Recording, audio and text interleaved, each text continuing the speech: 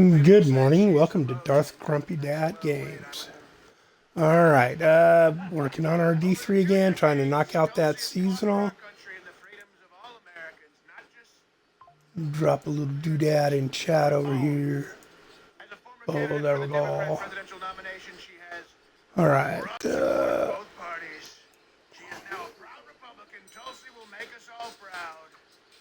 we go. Check and make sure volume's going out. There we go. Check and make sure. Yep. All right, all right. Okay, well, let's see where we're at. We are level 3 gems to 35. And then an echoing nightmare. Most of these are pretty simple, I think.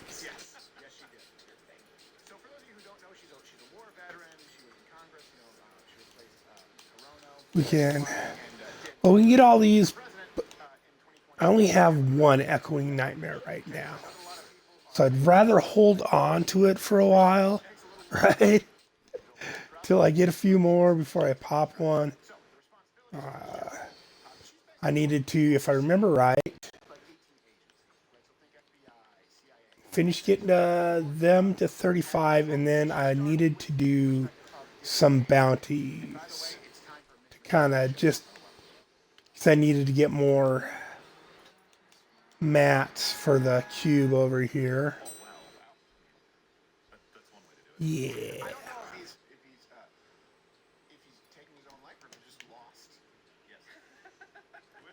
Let's see, that's 26, 25, 25.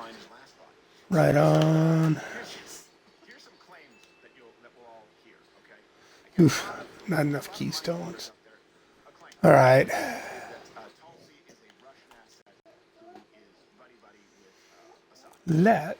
What was it? Needed 3, 4, and 5 on the bounties, I believe. Double check, because that's just how brilliant I am. Not, yeah, I need 3, 4, and 5.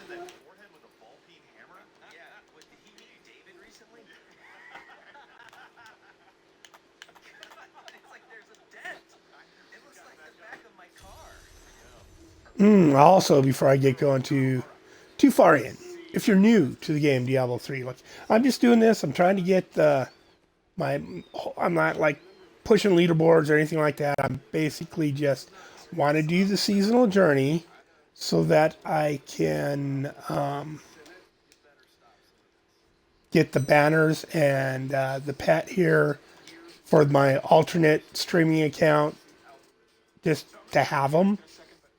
Like no specific reason, just I kind of want them. And I'm like, yeah, might as well stream that. Maybe somebody will find this interesting. I'm sure most people won't. I won't be doing a whole lot of min-maxing of gear, just a little bit here and there to make it flow a little better. Right? And if you're one of those people who plays the game mostly for the campaign because you want get around there. I would kind of suggest that you go do the seasonal journey stuff at least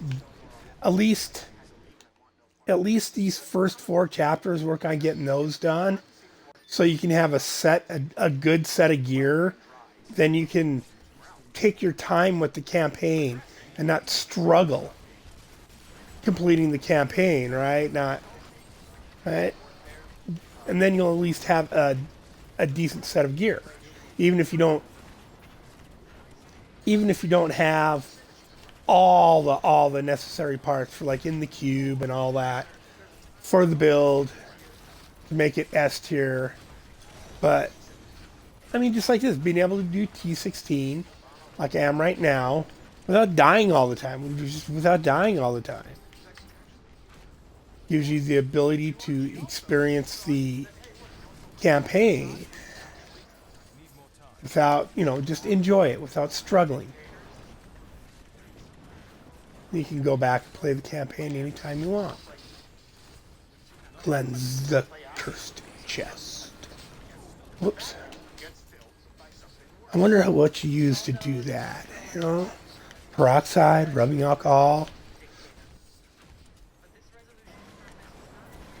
one of those little sani wipes, maybe, with some holy water on it instead. Go cleanse the cursed chest. Wipe, wipe, wipe, scrub. I have cleaned the cursed chest. It has now been sanitized. I don't know. It is cleansed. Dominus Omnis. Spectacles, testicles, watch wallet. Yep, ready to go.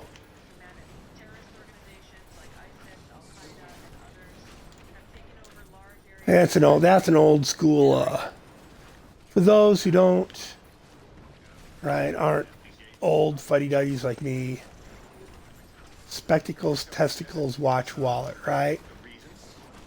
So put your hand to your nose, put your hand down, right, and then left, right, like the sign of the cross. It's just a jackassery way of saying, make the sign of the cross. Before you leave your house, like, right? Whatever.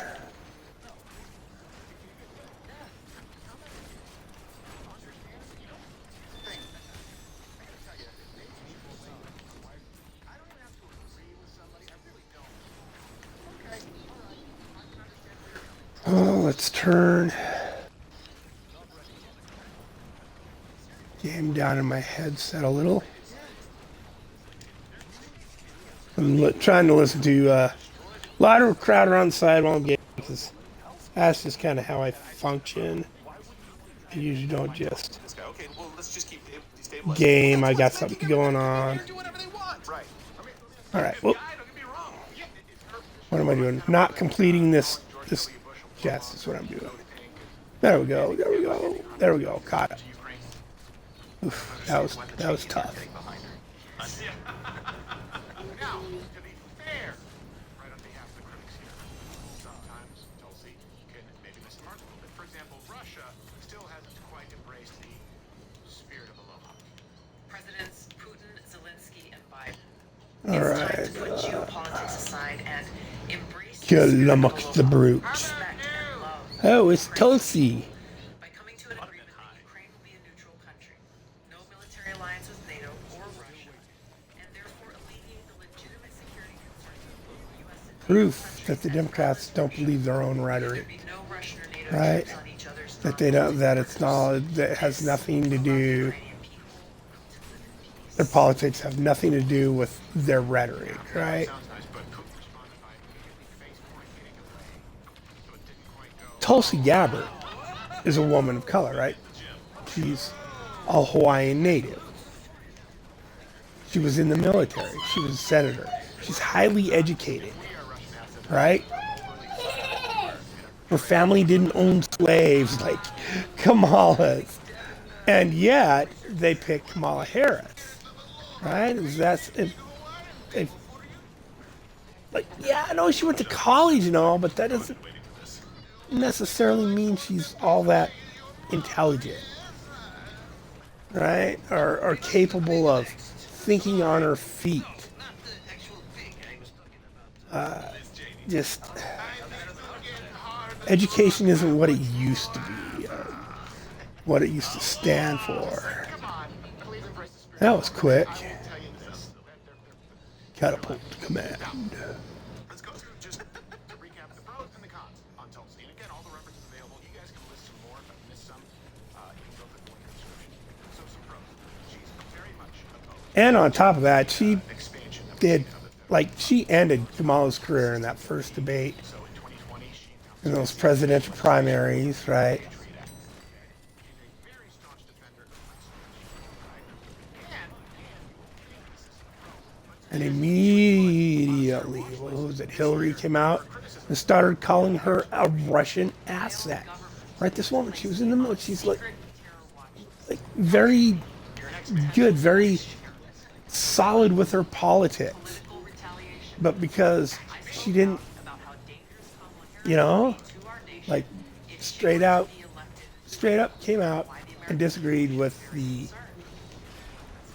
narrative at hand. so to say, right? She just like, yeah, no, they they dogpiled her. Agreed. They dogpiled her. They lied about her. They the whole treatment. That happened. And so the Democrats And I want to be lost a good politician, some of these right? change your viewpoints.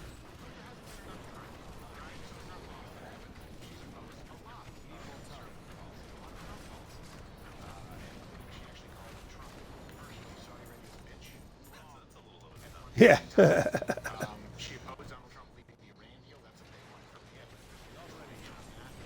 She cited China as a partner and criticized Donald Trump for tariffs.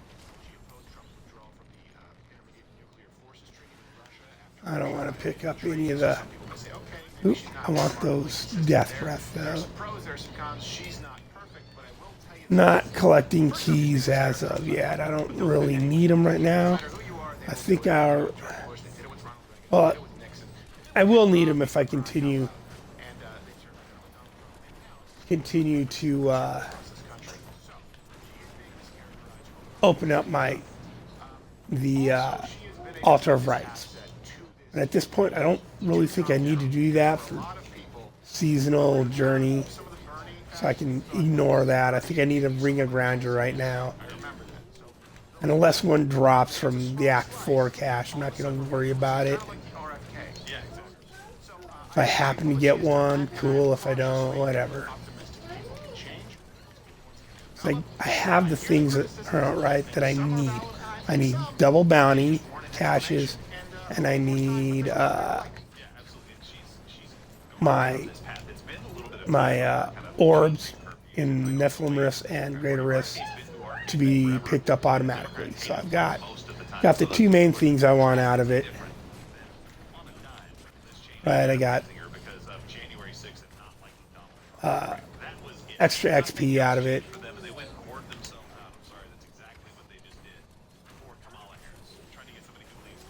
Not worried about too much else at this point. 'Cause I don't think I'll need to go much higher than a GR 120 to get what I need for seasonal journey.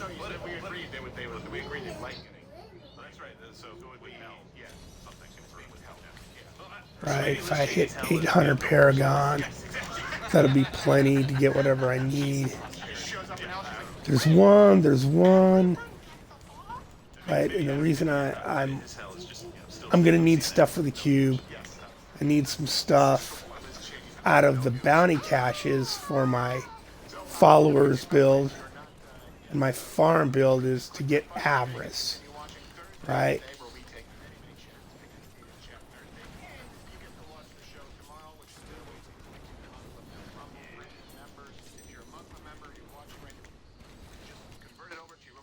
What am I here to? Kill, Cider's Outpost.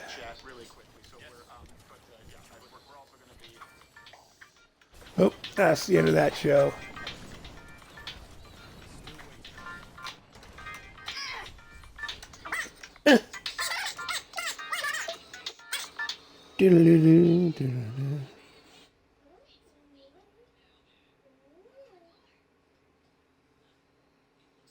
This Crucible is live, but it is not.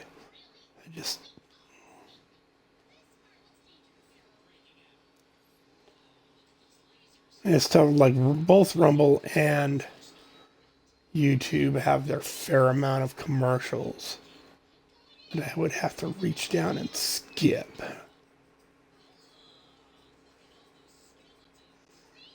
Even if, but I know what I want to watch. I need to. There we go.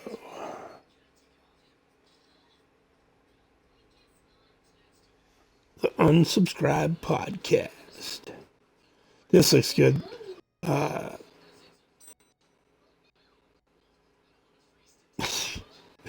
Going over it. Here's how indoor girls like me celebrate cozy season. Commercials. Shut up. So my whole thing is if you shoot at my All right. This is the name of the podcast. This operation is legitimately insane, featuring Griff. And this is for Veterans Month.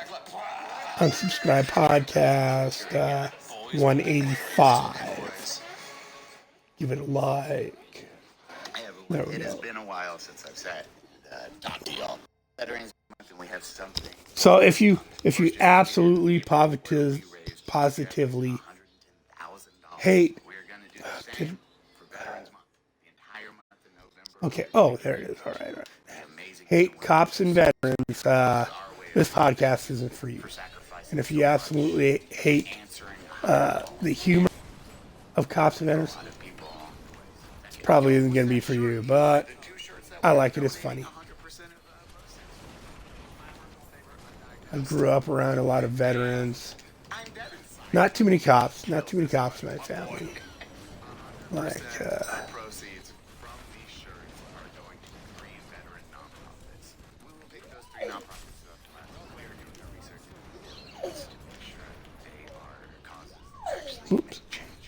This is how I feel we make This headset's clicking out on me for some reason. that they might Oh, there's a book back there. give therapy or asking for help. Oh, ha, ha. It's not easy. It can change you and add this layer approach life differently. It's hard to put it into words. You really do appreciate life, but the hypervigilance, the depression, they do take a toll. War can be hard on a lot of people. I've lost a lot of friends. I lost more friends outside of war. But we want to make it change so it's Yeah. easier and more normal to ask for help. All right, all right, all right, all right. And here, 100% kill of proceeds Dom. from these 2 amazing new shirts, which Nick did kill, go to this amazing cause, and then a portion of all stuff on Unsub Store will also go to that amazing cause. Also, we got some new stuff that's going to surprise a lot of y'all. And this entire month, we are focusing on veteran stories, as the one you're about to hear with Griff and his amazing story. These are the individuals where your jaw will drop, what they've experienced, and what they went through, and how strong they Their last podcast with outside of the military. We have Meadow on Clint Romachet coming up. We have Kathy. I can't think of the guy's name off the top of my head. He was an ex-con, For this entire and he month, was it's dedicated talking to you. about And then his time out in there, federal prison pat on the back. before he sobered up, right? I want to say thank you What life was like before hearts for this amazing community. he sobered up. Which, Must have. Y'all go above and beyond. like, yeah, I'm one of those people, right? I'm one of those Each and every former addict, drug alcoholic, believe in sobriety and, you know, doing better by yourself kind of people. And yeah, that one kind of hit home. There was some very, towards the end when he was talking about addiction and how it affects people, a lot of that was pretty solidly hit home. thank you, each and every one. And now enjoy this episode, because holy moly, it's freaking dope. And excited. Cheers. Love you. This tequila. That is amazing. The things that the human mind will rationalize and contort to make itself believe these things are normal, right? Or everybody does it. No, it's no big deal. We're fucking gay, Are just, dude, but strong and powerful. it's just crazy. Yeah, it's like military gay right there. That green. God. Military green gay. Oh, now hold hands. I do this now. Okay, let's go get our chest. And at least this is censored. At least they you know, a lot of, because it's on YouTube, a lot of the language is censored. We are good to go. Oh yeah, we'll get this crackdown going. Oh, well, that sucked. Get this. Okay. 3, 2, 1. Hi, everyone. Welcome to the Unscribed Podcast. I'm joined today by Eli Doubletap, the head motherfucker in charge of combat flip-flops, our friend Griff, Brandon Herrera, myself, Donald Operator. Thank you for being here. Hey, welcome to the veterans. Oh, and books. Oh, there's my Guild's Authority. Those are handy when you start pushing. We have you always, It's like our 4th Like, podcast in a row having a So my wife got me this. the Hallowed Protectors used to be, I mean, when those first came out, those were a big deal, Like a Viking sword. right? Blown away by its perfect balance and feel. I had no clue how it would change my cooking experience. Oh, Skip. Veteran on, well, technically 100th with Brandon. Shut up. This is like the 1 month you're not allowed. I remember it's like just not Follower. just of all the months. This is Brandon's month, man. Okay, that means, yeah, that's their total. Of like Broken episodes ground. since he's made a joke. Like, damn it, no, I gotta write it down. It's just one. It always stays at one. Yeah. Days since last. Oh, Day since Force Valor. oh, I can't even put nothing in the cube. I'm just like, this is all just. I know. I hate that it became that big of a thing. We'll have to find a creative way to kill that joke. Like it's coming soon. We'll figure it out. Me and Nick had some ideas, but we've got to wrap it up in the universe. I think. I still want. My one ask is dress green top, and then all the medals that people bring you, you have to wear throughout and at. Oh my God, the live yeah. shows. So by They, the end, you are that general.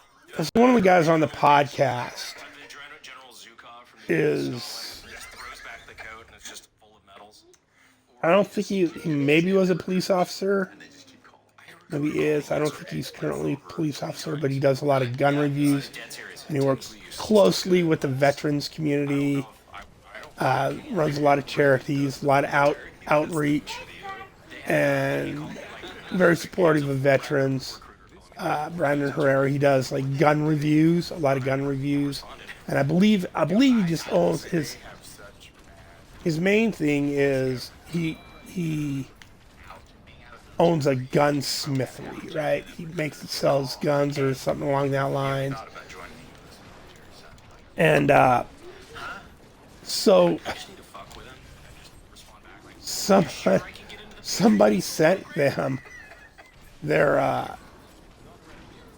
I don't think it was a Medal of Honor, but it was a Purple Cross, right? Because he's so close to the community, everyone basically treats him as a veteran, and there was a running joke, and the running joke turned into one of the fan members, a veteran, sending him their Purple Heart, and I flew yeah. and we're like barely missing it on this podcast. It's just, I don't know, it's weird. Veterans are strange.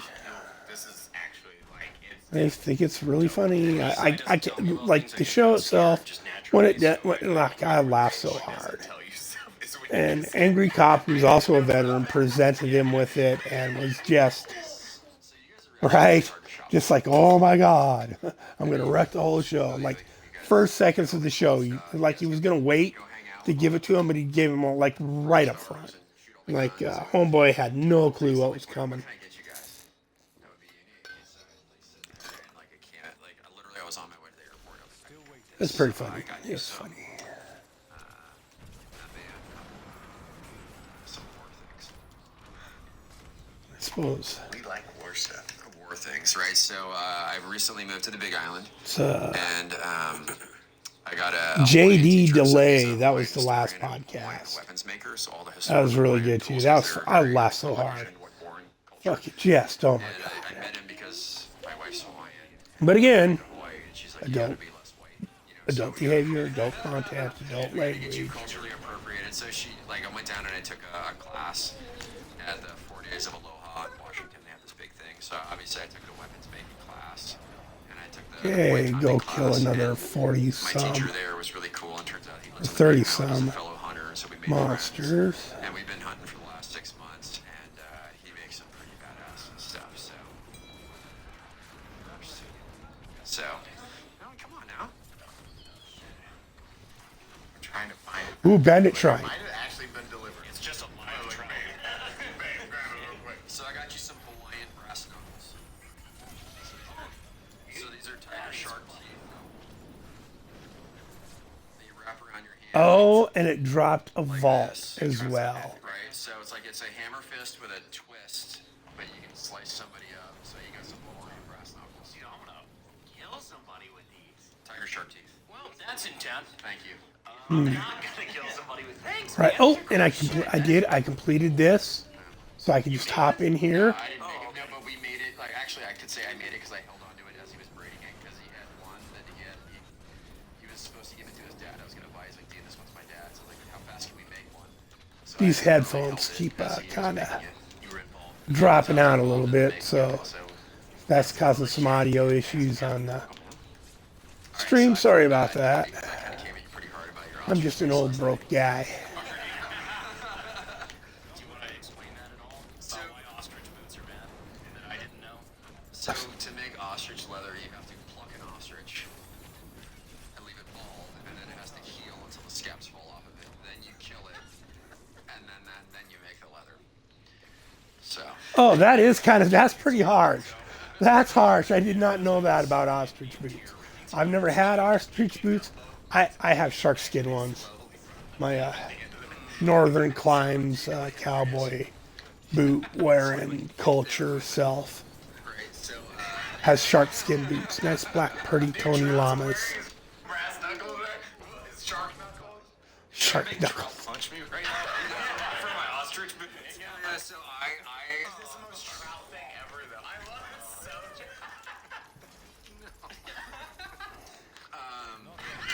He doesn't take them off the rest of the night.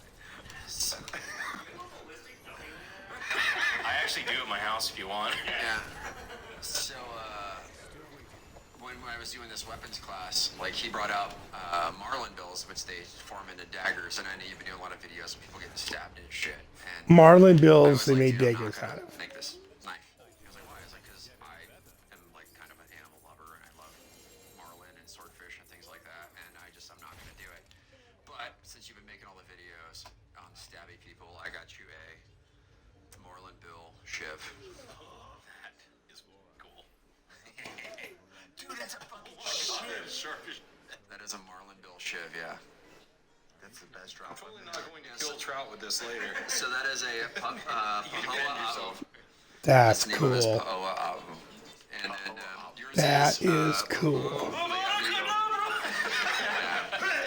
Might as well. Yeah.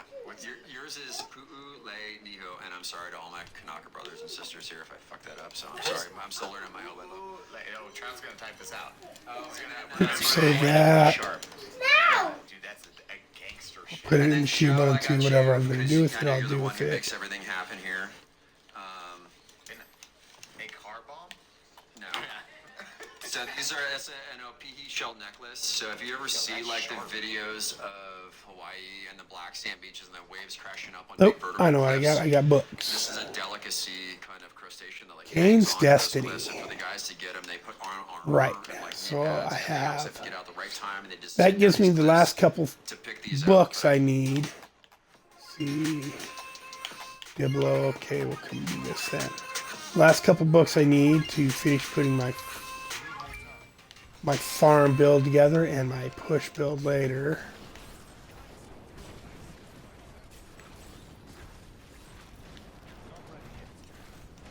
Inside your box, you'll find the pretty litter that you ordered, as well as a card showing the different colors the litter can turn and what that might mean for your cat and your cat's potential health. I also ordered the Linnea litter box made by Pretty Litter, so it actually matches the litter and looks so good in my home. One 6-pound bag lasts 1 month for one cat. Open the bag, pour it in, and that's it. Cats often hide illnesses. Pretty Litter changes color to tell you when your cat has a potential health issue, so you can get help early on. Dark yellow and Totally gold went the green wrong like this way. is normal.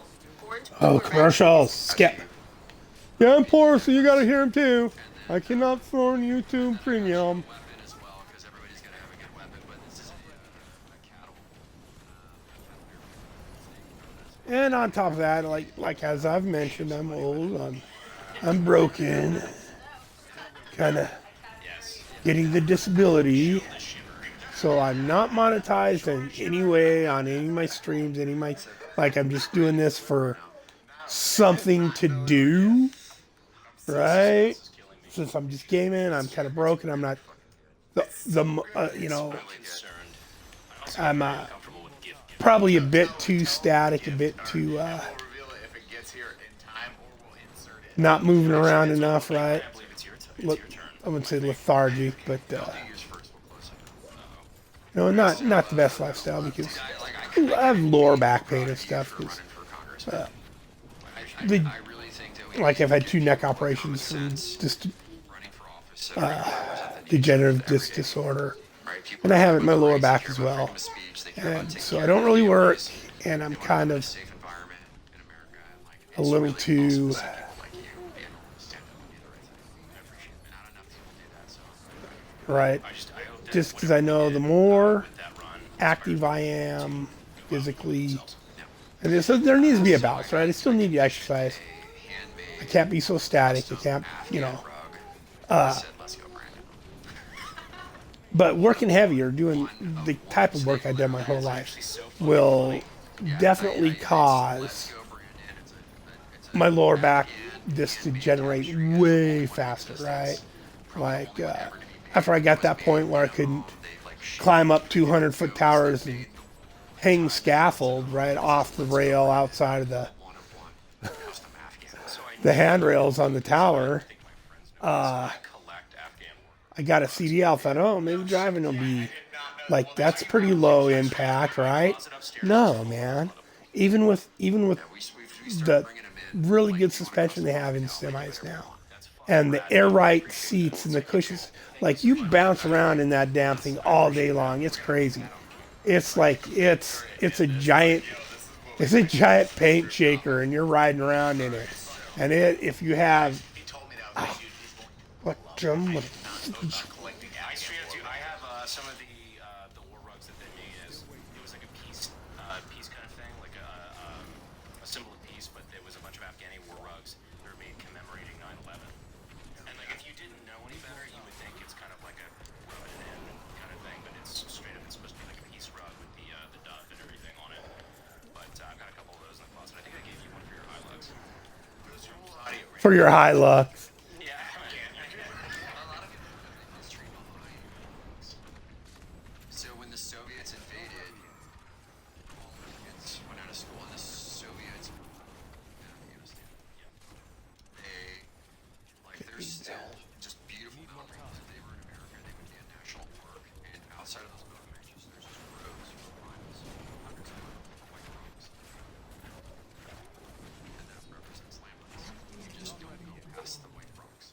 And so before they painted those rocks, there were just kids that didn't know any better. And, on one deployment, we had some kid who picked up a gun and he smacked it on a rock, and he's now missing his right arm. They drug him to the front gate, and we had to fucking get him medics, get him reload out of there. So unexploded ordnance is a big deal. They didn't have paper. They didn't have pens. They couldn't go to school because of the invasion. What they could do is they could weave rugs in their homes. So the women knew that they had to educate their kids on what to stay away from. So they started doing in the patterns of the landmines. Like stay away from these landmines, stay away from these grenades. Hey, if you see this type of helicopter, you need to stay away from it. Versus this one, this is an AK. So that's how the war rugs actually got started. Was an educational thing to keep kids from getting hurt. Wow. To tell us, and then it turned into the story of wars, right? Because that's the only thing they can do in their homes. They can shear wool, they can do it all in their house, they can tie it together, and that's one thing they can do in Afghanistan. So that's tell their story. That's really fucking cool. I didn't know that. God, I love cultures and how they, like, even as you're saying, they don't have pen or paper, but this is how we get that message into the next generation of kids. Like, no, don't go around this stuff. And then also it becomes this thing that Brandon collects, or like, it's wild. Yeah, but when say for example, we do a Brandon Herrera war rug collection, which we're gonna do now. Oh god. To me, it's just cool because it's like the history of warfare. Like no matter Which what we're it is, gonna it's do very now. cool to me. Like in my particular tism, I guess, is firearms. It's like to me, it's cool. Like from the 1700s all the way to modern day, every way it's ever been done. Like that is just so fucking cool.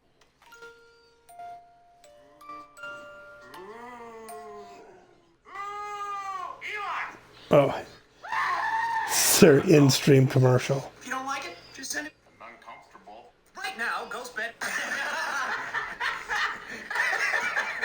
or go to ghostbed.com/unsubscribe. Please buy them because jet.com/unsubscribe. I'll be under your bed if you need me. Let's kick an STSA. The new $20 trillion box cutter. Did All get right. past TSA. So my Kumu, which is a Hawaiian teacher, Kapono, made all of these, and if anybody here, if you guys give him a shout out, but it is Namea Oh. So NA_MEA_K.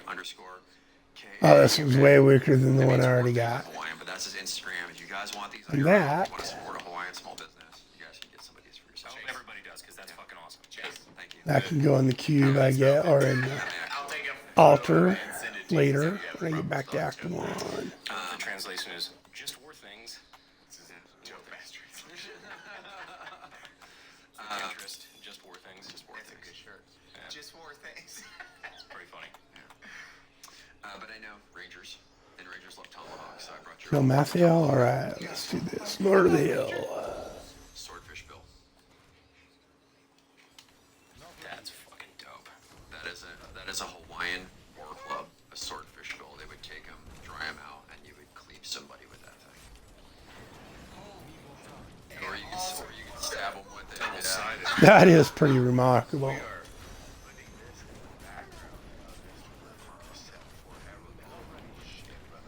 Thank you so much. Yeah, but you guys make a lot of things happen, and you know, with the war rugs or with what we're doing right now, we're about to unbox.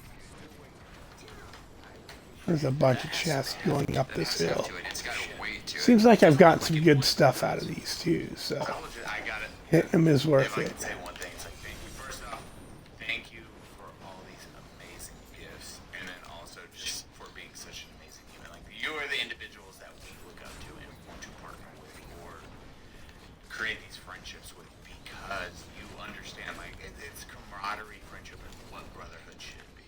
And like when you're looking at even business partner, it's like you're one of the rare breeds. That's what we can surround yourself like one in a million. That's what finding individuals like you in our lives is one in a million, and you hold on to those because you understand like you make the best of any situation. You're giving, Ba-ba-doo-doo. and then you do nothing. Oh yeah. That you bring around you hand. If you enjoy the stream, God, I hate asking. This is like, Have you on this podcast? if you enjoyed the stream, please like, subscribe, follow, take the link over to YouTube, like, subscribe, follow, leave a comment. It's been a lot of fun. I've really enjoyed it down here. Follow me on Twitch, get some notes when I go live so you can pop into chat, tell me I sucked, say hi, what's up, whatever. If you don't hang for the whole show, show up for a little while, leave a comment. Absolutely.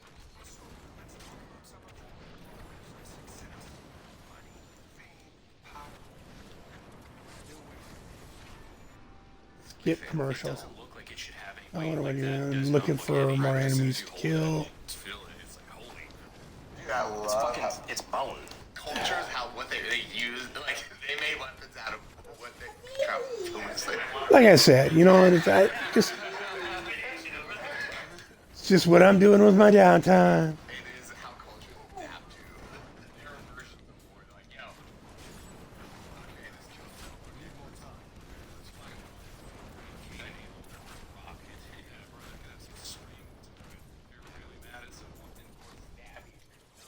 Still waiting. That if I get into an altercation, they're gonna be like, how the fuck did you murder my shark?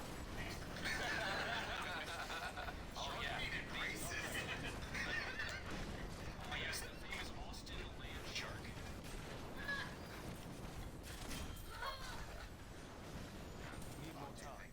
Yeah, it's been really cool to be out in Hawaii and have a teacher and like specifically a guy who is a historian. You can ask him all the questions because everybody asks me like, Ah ha ha ha. laws and weapons. And Snuck out before that arrow got there.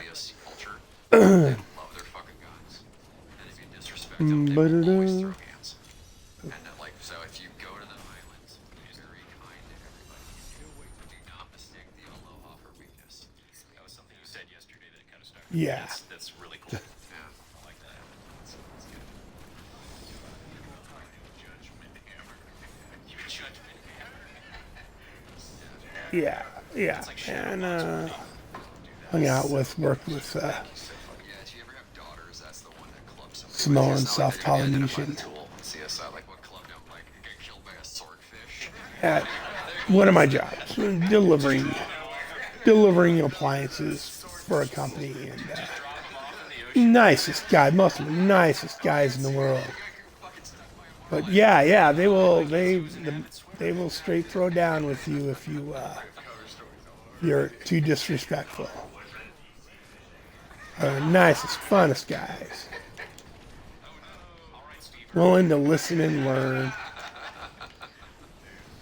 Try to pick that stuff up. It's not letting me till I get the actually orb. doing talking months ago, like almost a year, months. We got a speed track, kind of essentially for like, hey, we're gonna do this. Known you've probably been wearing it for a long fucking time, and that's combat flip flops. We'll go more into starting that entire business venture, which is a wild story. But I remember we were the only guys who's like, hey, it's built for as a better combat flip flops. Bad for running, worse for fighting. Worse for fighting. There it is. Bad for running, worse for fighting. I would wear them no matter what. I can run a mile in you guys' flip flops every day. I have like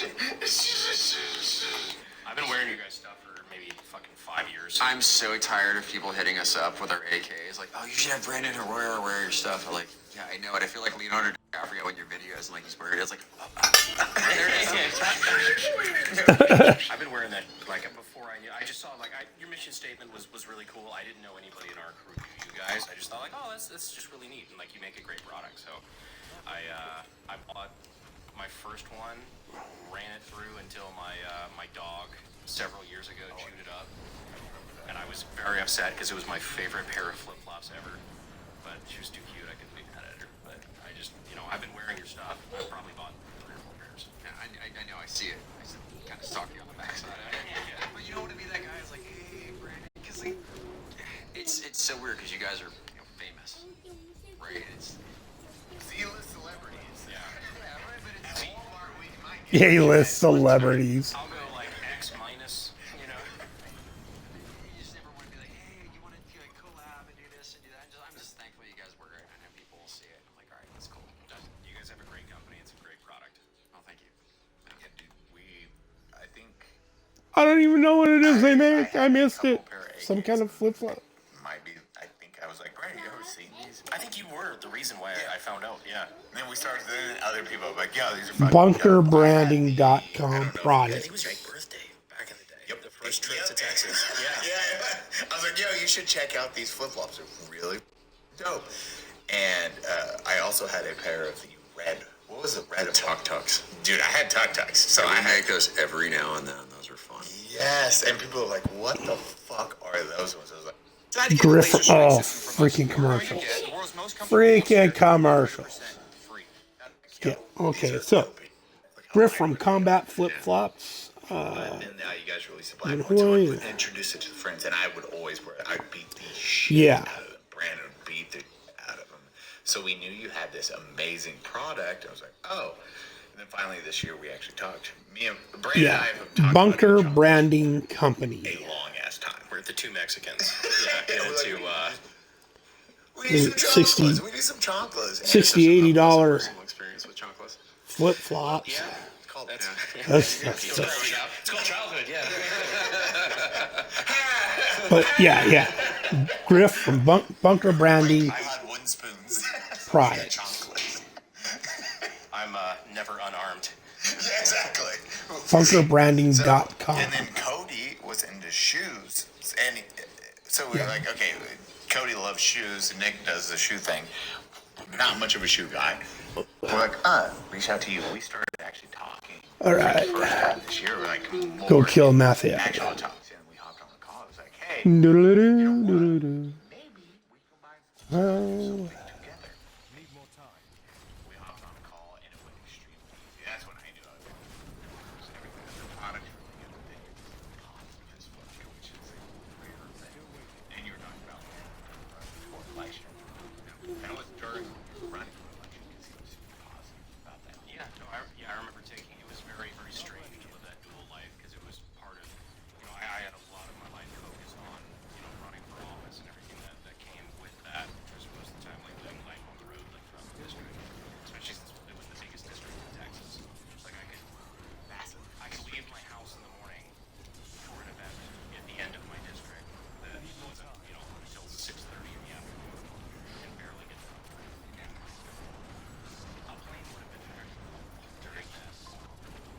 I mean, it was just like so much of our time was spent on that. But I remember like showing up to lunch meetings and then taking time out of it and us talking about the shoe thing while we were, yeah. The idea.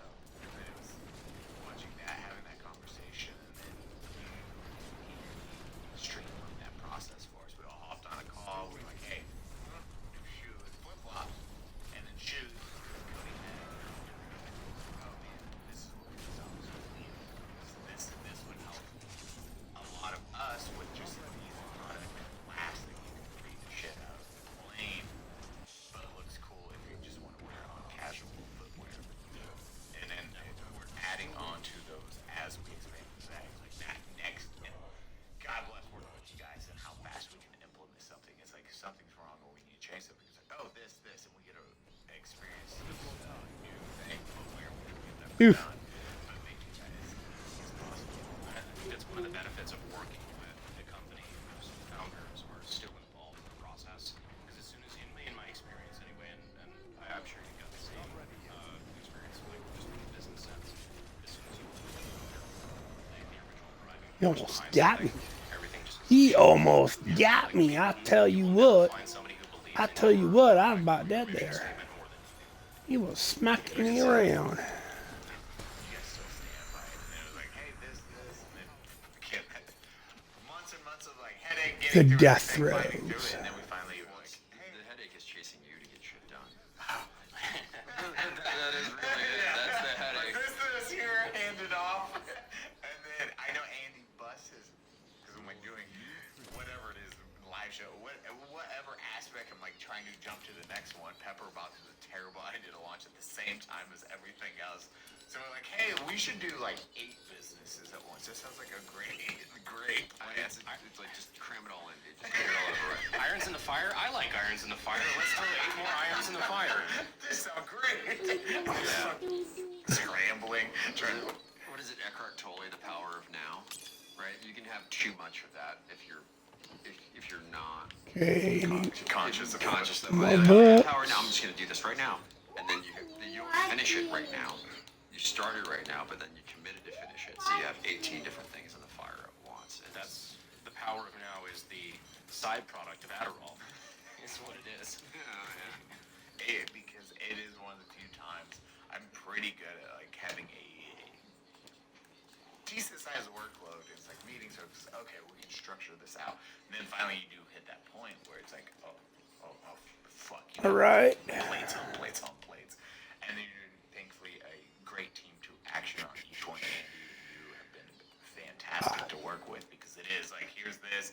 Andy knows I'll send a picture, and then we'll go for that. I'm like, okay, I mean, Eli, we spent a lot of time talking about it. Let's just show people what we're talking about. that's a great idea. Are you ready? Good. Let's bring out Big Daddy. Not a bad idea. Where is she? What is your bedroom? SU code unsub. Oh, they're fucking. First off, those gangsters. Like, The skits they run for their in-show commercials are pretty ridiculous too, but it matters, right? It does. Like it's I need an etch sigil. Smells good. I know. I'm like trying to do a service without like, okay, camera. Give us the Vanna. Come on now. Boom. Yes. The Vanna White. Yeah. Yeah. I couldn't be more proud of the team. And just like the amount of people, because I've been to the factories. I know the people that are working on them. Is the volume of people that get employed, the number of families that get fed right now. Because you were edging them the whole time, like, let's show them the fucking shoe. So this is the Oops. tiger stripes. Ah, It's a beaut. Dude, your team's like insane. Everyone's smelling with the unsub on the rib, unsub on the bottom of the shoe. Like the unsub tag. Yeah, the laces look tight. and then grab the ring of grandeur. You're like, holy shit, okay. I couldn't be happier. The sublimation, because that's the thing is people don't get it. Is we had to buy Okay, let's see when what you're we. printing on fabric. Like so we did Double license to make camouflage. So we have a crowd multi-cam pattern. controlling. Looks like dicks. I Pets pick up and salvage. Thank you. Just this weekend. And the very first run we did, we were Double What's death up, guys? breath. My name is Aaron. I founded this company called Breeze. It is a microdosed herb and mushrooms in a can. Double death breath would be handy because, but I don't really. Yeah, I'm not. I don't need that as much as I would like. We also have a single, which is a smaller one, and then our mushroom in here is a concentrated nano-emulsified Flawless. lion's mane. For those not familiar with Emerald. lion's mane, it's a happy euphoria. It's this I'm focus, betting I this can motivation, make this one of sense clarity. those. It's kind of like a mental energy. But it also gives a sense of relief, so it kind of takes away some of the stress and the worry that might be typically associated with an edible product. It's not going to last 4 to 6 hours. It's going to take 5 minutes to hit, and it's going to last about an hour. the sublimator, Shut up. and they came up pink. Dope head. So we had pink dick shoes that we paid for and shipped all the way up. And so sublimation, I just never understood how complicated it was to actually print something on a shoe. But those came out. Right. Oh my god. I just got all those so I could put stuff in the cube. And now here I am. Crazy as we have. There we go. We have 20 and a Ramadala Ding Dong. I haven't even. A Ramadala Ding Dong hasn't even dropped for me yet. yeah. So those are all during the December launch when it actually goes live, but we also have Passability. I should drop that one next. That'll be handy. I like those slip-ons. But I teleport around everything most of the time anyway, so it doesn't really. competition. I thought I was gonna have to swap shoes at the end, but they were very good. Yeah, Happy where mom took you on Payless to get new shoes every year for school. This is Payless. You want to smell some Payless? Okay, Get in there, get that Payless. Get that Payless. Alright, so on Patreon, it was just me huffing shoes. Exactly like Cody said, it's like mom taking you back to Payless to go buy shoes before school. You get the serotonin. So, like, We got Spaldings. You have $10 limit. I just want Chucks, mom. yeah, so Chucks at home. speaking of which, right? Oh, you guys just redesigned Chucks. Fuck you. Yeah, I I wish just Nick was here to throw the helmet on and throw the keyboard That over the stuff's side. not- 'cause he not knew how working hard to get that stuff, get that, but the quality of life stuff is cool. Like the pets picking up stuff. environment. They I wouldn't mind the extra I might work on towards getting the extra or the, actual real rubber under outsoles. but not if it's outside of what I'm doing, right? One thing I've noticed, like when you wear these shoes, when you Right, gotta be so careful when pretty you walk up to good. people because they're really quiet. Oh, And you're like freak people out, and then you get really good grip on stuff. But our outsoles are actually stitched onto the uppers, so it prevents that blowout that you have. So they're just built better. And I hate to say it, but a shoe is a shoe is a Look at shoe, that. and like it may look similar. one of those. This is way better and it has zero communism. Zero communism. Zero Right now. communism. These are the ones that I want. I want these. Those are. There we I get a set or two go. of those. Now we're getting. Now we have a chance at an extra Greater Rift.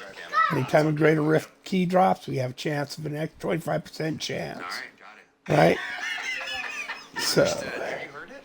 If you and All right, I I've probably definitely got heard it. that song. we are also getting double death breath and all that extra stuff on our follower, so they're a little bit tougher, Through this, right? right? Plus double death extra, right? And so the 250 intelligence goes towards that, like 23 to 25,000 intelligence will max out all of her skills, right? Shoes with And then you can keep putting, like whatever if you're pushing higher, better, different gear. But for the most part, you don't need a whole lot different. Broken crown for double gems. I would like it if this was a flavor of time necklace, so the large pylons would last twice as long. We got Nemesis racers, Ring and Rogue Rounders, so we can get these two effects going with just 4 pieces instead of needing 6 pieces, right? Oculus ring puts our damage increase ring on the ground, and I'm good. I'm also doing the bounties so I can get an avarice band, which increases my gold pickup radius, right? That way, just so I can, just for a quality of life thing, increase my gold pickup radius, right? Every time I pick up gold, and it's handy dandy. Congress, our policies John tested So let's see. De-linking would hand Big Pharma a $32 billion Where are we? 20, 10, 10, 10, 10. Montana families and employers. So I can put some stuff in the Montana families before Big cube now. support for Big Pharma's de-linking agenda in the lame duck. Are you ready for I don't think I was able to put one in there. So. Joyride with the all-new electric XP Lite 2.0 with lighter tires, reduced amperage use, and updated PWR programming. This ride's performance is just as efficient as it is fun. Oh, crap. I want to put that in there for my farm build later. For a better way to slow you down. The XP Lite folds down to fit in small spaces and unfolds quickly to get you on the move. We are also introducing an upgradable 14 amp hour long-range battery, able to get you over 80 miles of range on a single charge. It also includes our new color LCD display. Looking to level up? A Gates carbon drive belt drive system makes the new JW Black XP Lite the most affordable e-bike ever to use this maintenance-free and effortlessly fun technology. Charge ahead with a twist of a throttle into fresh color options to perfectly suit your ride. All of these fun features and more, starting at $7.99, only at electricebikes.com. Electric e-bikes, affordably awesome. See what? Oh, I just let that commercial play. Sorry. Fuck, I can't remember the word for shoes. It's just zapato. Zapatos negras. Yeah. The black shoes. But that's like, if you look at the camera, Yeah, like that put that one reflection, in there. and then open the other side. Show the There we inside go. so they Zapatos understand. negras? Yeah, there you go. All right. Yeah, that is a limited run box. That's like a That'll be for my 45 push. Those are literally those are one time as we learned how to print those are they did. So they're magnet closed and you're gonna have felt on the interior. So we're doing this. All right, all right. You guys will know if you get those as 100 going out. They'll have an autograph, a challenge coin, all this stuff. Probably run up my bounties again because I still. 100 autograph photo. So, okay. Maybe a couple other things, just as a way to thank you, and it's going out to 100 of y'all, just randomly. You might get one. It might as well and run then one of you are getting another a set ticket, to all 5. to win a Ugh. trip to hang out with all of us. We're flying you out. You're gonna do dinner, hang out with the guys. And probably start getting the key wardens while I'm at it. We'll be putting you in a hotel, paying for your flight. Just want you guys to have a Maybe. I don't know. That's only if I continue. to come hang out with. Yeah. Because we're Let's just go. Let's get our seasonal stuff first. what now, Eli?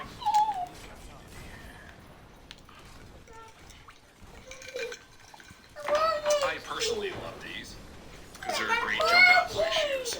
Sure, I'm gonna need. There's more stuff I'm gonna need in the You know, they're cube. top, and you're wearing them I think at the bottom of your for feet, so later. they still look like nice shoes because you can still polish the ends of them. Either way, there's stuff I need for Comfy, and you can still chase people down. my farm build to help me get the avarice quicker. It's a good police shoe. It's a good police shoe, and your command doesn't have to know that like your pants are over it, that it's it's one of our shoes. And chase down bad people while And we took it so, and just for reference, when Cody built that, it was really cool to see. You want to do for all of you, so we took on all badging. Like most companies, and they allow us, like you have combat football to have Griff helping with this process. And then Cody's idea is like, hey, let's actually let it where they can wear it during work and not get in trouble. So we removed all marketing. Show like all the tags. We have tags like this, that is not on those. nothing on these. And that's what we want to see because I have 2 brothers that are cops. Yeah, great relationship with a lot of cops in my hometown and everything else. And to see that they're just wearing a hat too, it's just unnecessary. It's not breathable. It's like good for their feet. And we just wanted something that they can wear, be comfortable, lightweight, and just affordable. You know, that actually works for them at last. Dude, they're smooth inside. You're not gonna get a bunch of blisters or anything. Big sole, like, dude, these are wide toe box. Yep, all Super wide toe box. And they go awesome for police, man. They're just light as hell. you can beat the shit out of them, and then we'll brand it even. My favorite thing, the chunkless. It's not having to brand them. Times you don't have to. They're having all sorts of fun over there. I got mine last night, and I have been wearing it since, and it immediately broke down.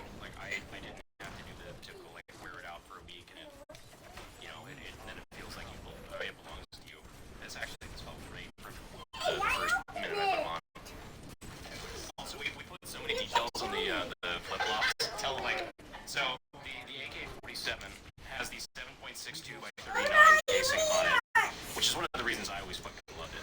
You know, that and the AK leather on it. But these, I wanted to keep the shell casing, but I wanted to put the concept twist on it. So we actually built a proprietary caliber. All right. Boys, chill out over there. 6.9 by 420 millimeter, which is included on every single shoe. Did you know that? I'm so happy right now. I just need a disappointment. No, I'm not disappointed. I know, but you're like, oh, yes. 6.9 by 420. I'm just mad that I didn't think of it first. That's awesome. That makes me so happy. Yeah, I changed the emblem we talked about, even like stuff like that, where it was like shrinking by 2 centimeters. All those are like so easy to work with, and working with good graphic designers or business partners, so you guys understand the back end of what people already expect, and being able to just bounce height.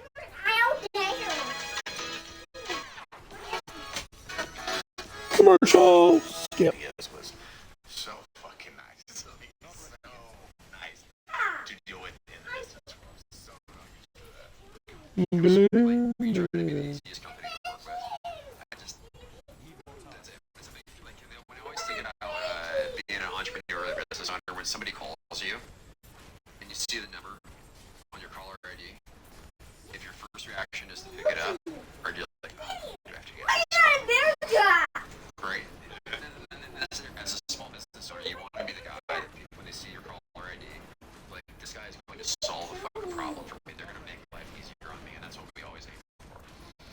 So I'm glad that these things they turned out spectacular, way beyond anything. Like, our whole team down in Bogota that put these all together, they've really been stretching their legs to make this all happen. And this is phenomenal. you guys, when you guys, I promise you, with all these, when you start putting them on and everything, it is. We wear them.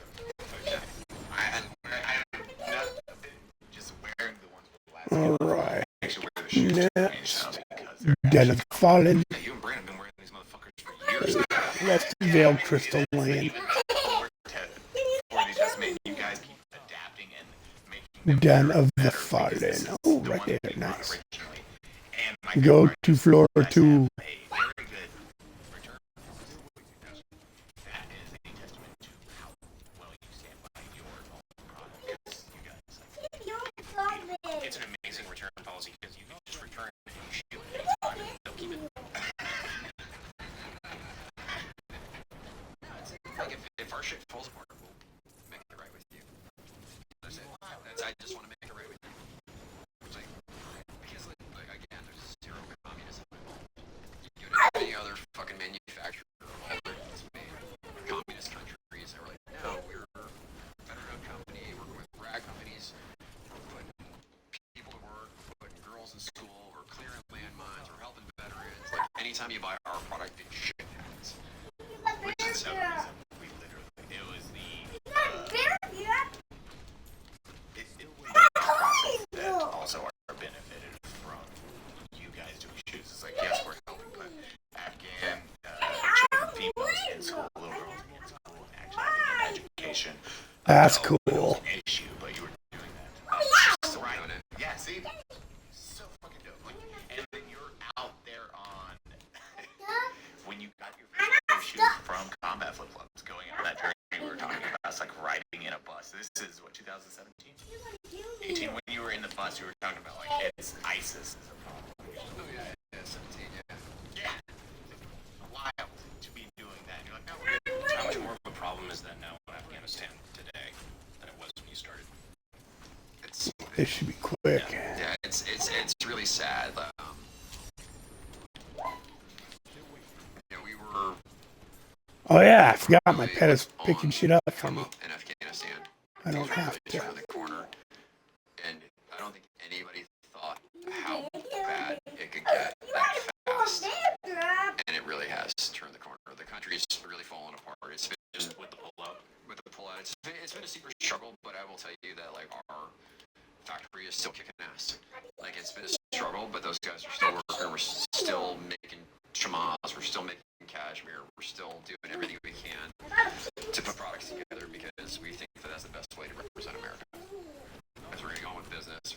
I still need to pick up my own gems, though, right? Anything because I've taken $0.0 US government.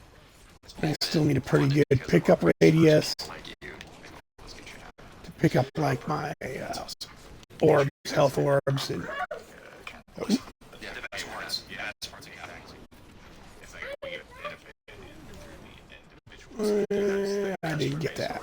Yeah, they pick up the death breath. Difference.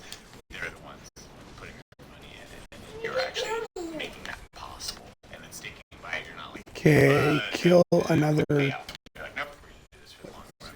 28, To see people succeed. 27. Why I surround myself with all y'all. It's one of the few times I'm like, oh, they actually care about others first and foremost. It's not their own selfish interests. It's like, how do we benefit the people that support us and make this possible? Dude, fucking dope. Well, thank you. Do that. You'll kill the skeleton. Oh no. If you can see okay, then you're probably going to want this right here. The Vanish holster. 2 commercials to skip through. What's really cool is YouTube and the embedded. It's like, oh, you're just making me try.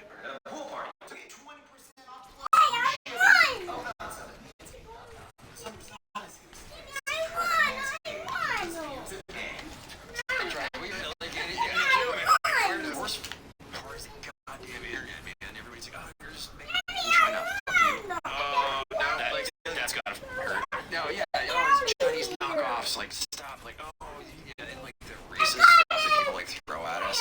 You know, it's just like, oh, making Afghanistan and like the racial slur. It's like, come on, man. Like, really? You're not even saying it to be funny. Yeah, exactly. Come on. That's the worst time. Where I am at helping people, you put in like a little kid. And a lot of people don't understand. They have the reference of American poverty. No. That is the poverty of America is a completely different mindset than Yeah.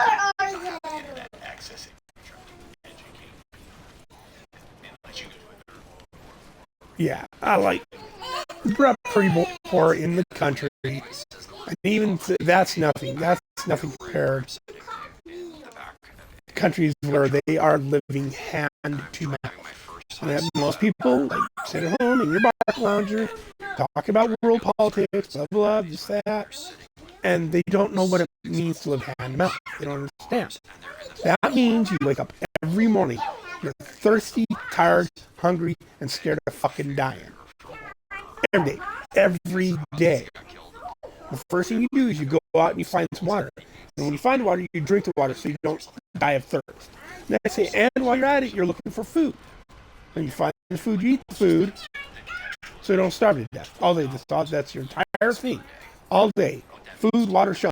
Clean water, finding ways to clean the water, boil the water, cook the food. That's your entire existence. You're living hand to mouth. And the world is full of third world countries where that's the way they live every day. Right? They don't have homeless like we do, where they have places to go to get fed every day if they choose. They can get shelter every night if they choose. They just have to meet the rules. They have to be sober when they show up, right? Take a shower once in a while. There's all this help available. Like, so here, it's, yeah, for me, it's the whole thing is incomprehensible how people, and then the worried about pollution and the environment, and the most polluted, dirty places are in these third world countries, right? Haiti, areas in the Philippines, right? Just raw sewage runs right out into the water, right? Their level of survival is such that they don't care about pollution. They don't care about garbage. Because all they care about is get the water, drink the water, find the food, eat the food. That's their entire life, right? So the idea of you're saving the world from pollution or global warming is your thing. Like that's such a privileged mindset. Like you live completely detached from the reality of 90% of the people in the world. That is not where It's just, the whole thing is inconceivable to me.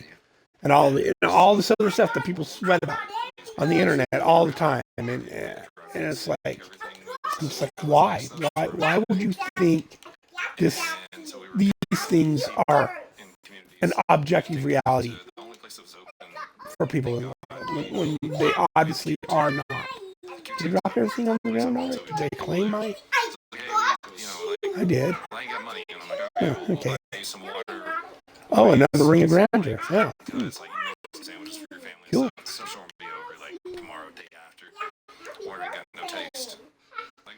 Is he talking, not paying attention to what I'm doing? Trying to help people survive. That was the response. Anything I need for. Oh, it was just because it didn't have a taste. They're offended. You're only gonna buy us water. Yeah. Water doesn't have any taste. Yeah, that is. When we would go to the club, like, The entitlement of that is absurd. A stranger is going out of his way to help you.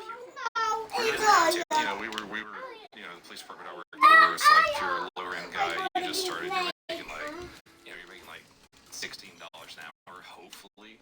It's like we're using a lot of times we're using our personal money to help people. Didn't even realize I doubled. I was talking and while I was doing what I was doing. Didn't even realize I claimed that and dumped stuff on the ground. Keep your family alive right now. so, so kind of where. Oh wait. Even that idea of. Okay, back to Act 1. And they would give all their food away because they're like, oh, someone. Nah, I can get that later. Okay, I probably don't need it. I won't need this stuff hurting probably. Unless I feel like completing the thing. The thing. You know, the thing.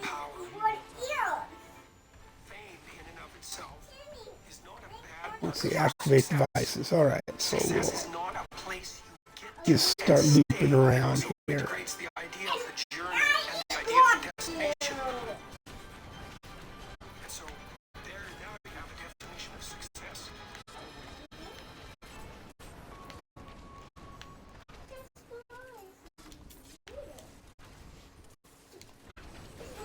Inside your box, you'll find the pretty litter that you ordered, as well as a card showing the different colors that litter can turn and what that might mean for your cat. Need all them legume dairies too. Pretty litter, so it actually matches the litter and looks so good. Need every one of them for the forgotten souls. Cats often hide illnesses. Pretty litter changes color to tell you when your cat has a potential health issue, so you can get help early on. Dark yellow and olive green like this is normal. Skip. We fucked up. We used Your calf. Oh, Jesus. I looked away for a split second. No respect, I tell you. I tell you, no respect, man.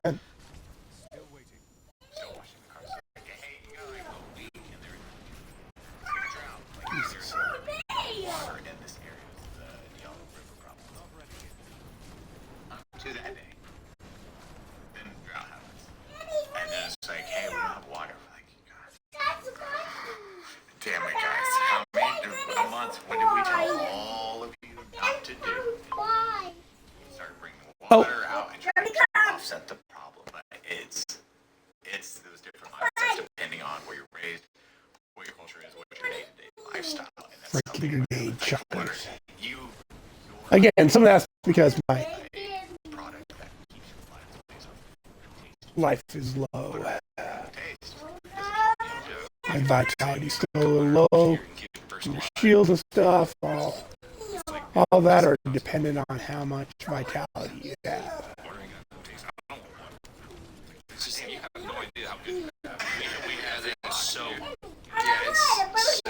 Oh yeah, that's right, they pick it up. hit this one area. I forgot again.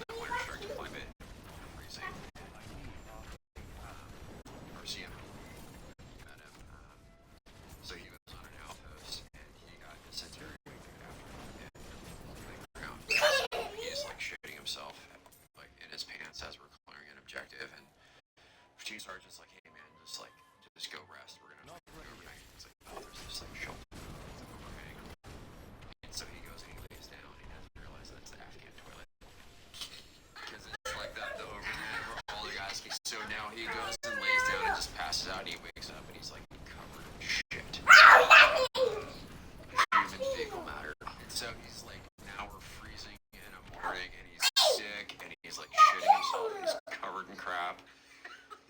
Not a good day. Security and doing his thing, and his little like comes out with his tray with chai and some jelly-filled crackers and gives it to him. And that was the best. He's to this day, he's like, that's the best gift anybody's ever given me. It's like Nice. clean water and warmth. And Tea, like clean, shelter. clean water, That's and all some he food. needed. Yeah, And nice. he was just so thankful for that. It's really disappointing to me to hear that like that's the way that cops get treated, or when you're trying to help somebody, like water got no taste. It's like, man, we're trying. We're trying. I think everything's about intent. Yeah. It's like, you're going through a tough time, but I'm trying to help you. And to be spitting in your face like that, it's like, that's supremely And disappointing. another like tough subject is like there are people who will, no matter what, the rest of their lives will literally see aliens sticking probes in people's heads, and to them it's real. The hallucination, visual, auditory, and they will be like that their entire life, the rest of life. And we don't exactly know why, right? They used to believe, oh, well, there's a chemical imbalance in the brain. And if you did that, well, it turns out, here's the thing with science, is your experiments, is your research replicatable? And how many times has that been, that's the reality of science, is doing the same shit over and over and over and getting the same results, so you can be sure when you move on to your next hypothesis, your next question, your next idea, the next thing you are researching, you know for sure what's going on with this one thing. And the whole idea of the chemical imbalance has not been replicated. The experiment, the research, they failed every attempt to replicate it, which calls into question if the research in the first place, if the way it was done, the way the experiment was conducted wasn't flawed, and all the data wasn't flawed to start with, because they failed to replicate it in any way. The gentleman who performed the experiments and the study has failed to come forth with any of his research, and right, so now we're back to square one, basically, on the whole thing. Square one. No clue. No clue why some people see aliens screwing screws into people's heads every day, right? No matter how they're medicated. And 60s, 70s, 80s, 90s, like that whole time. Skip. The idea that people are crazy because they were broke, right? No, I know this sounds like I'm oversimplifying this whole thing, but the idea people are homeless and they're crazy because they don't have any money, and that's the whole reason they're homeless and crazy, right? No, that's not how. Crazy people are crazy because they're crazy. They don't.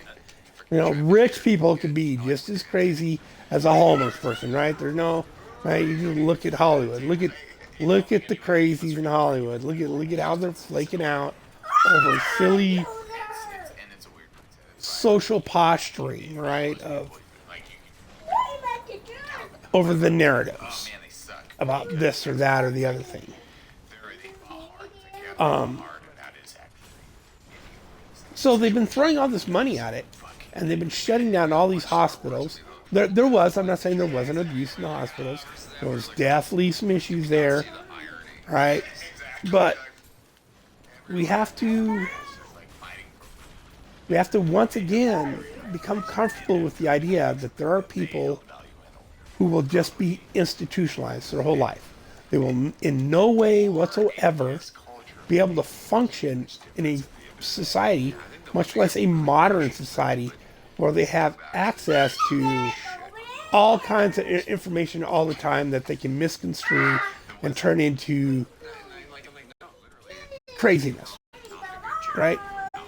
They will never be able to functionally maintain a household or an apartment or even their own personal health. because they just that like they just don't. They can't.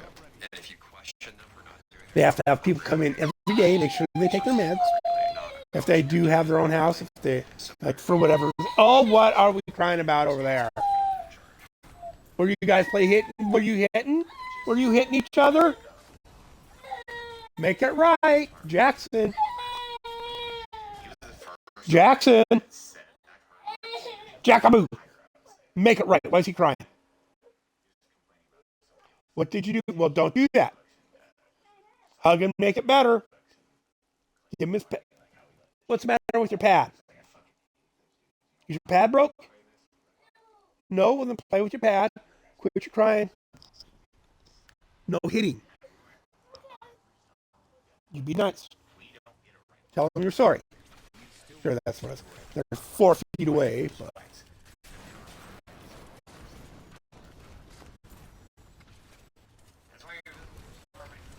Okay. No. Play nice.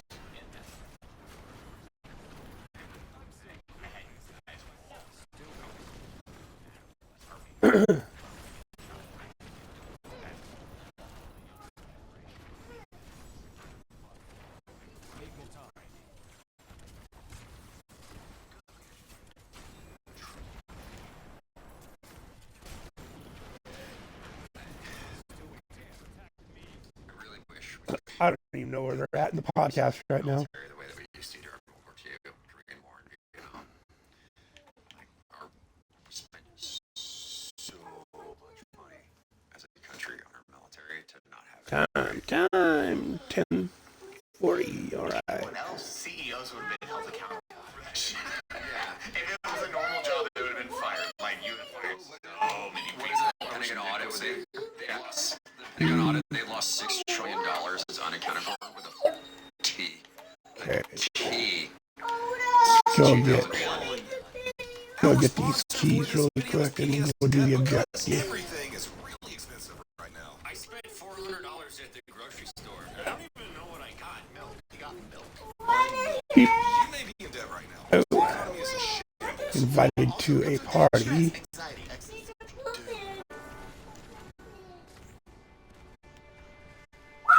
Debt has a solution for you. Help is available. Whether it be medical bills, collection, Boys. debt, they have customized options for you. If you're making payments on your debt and your balance isn't going anywhere, this is the solution for you. PDS Debt has options that consolidates all of that debt. What's up? Oh, just continue to knock out the season. I need to run some bounties, so I have bounty masks, put some stuff in the cube. Get like Avarice Band, Gloves of Worship to finish out my farm build so I can do the Avarice Conquest, right?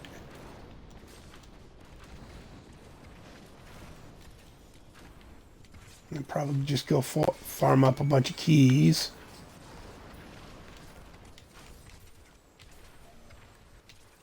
Then I'll be off to whatever. Said I pretty much just want the pets for my alt account. I'm just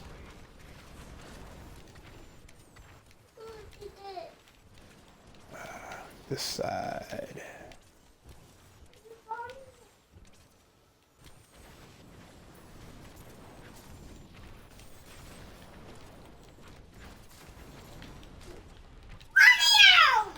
Hey!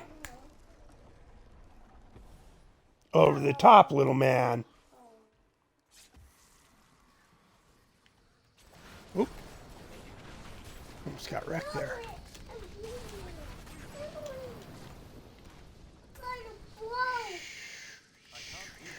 Yeah. Could have. Oh, I suppose I could have just teleported through those.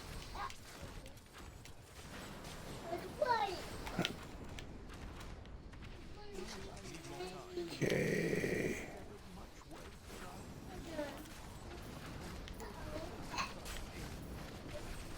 Ooh, found it right away. Still grinding the D4.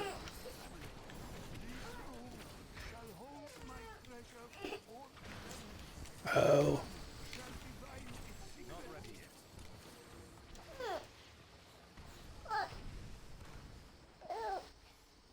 Oh no.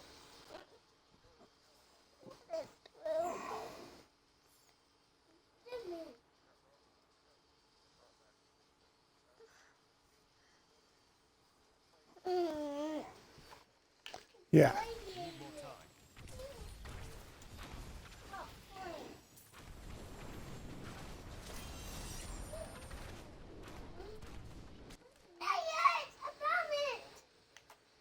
Ah.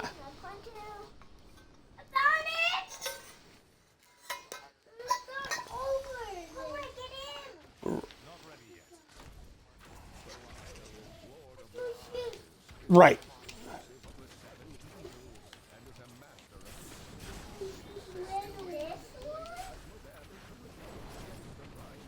Oh. Yeah, I think I remember grinding for that for somebody else, but I never used it. Yeah, yeah. This is where you target farm it, yeah.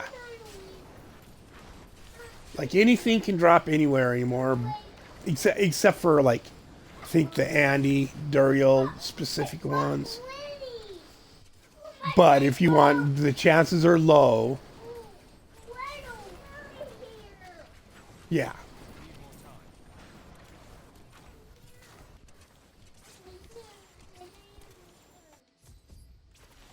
Nice.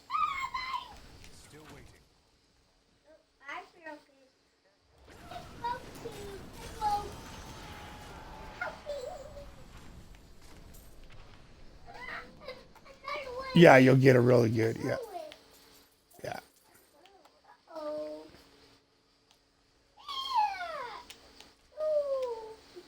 Oh, right, right, right. Okay, go.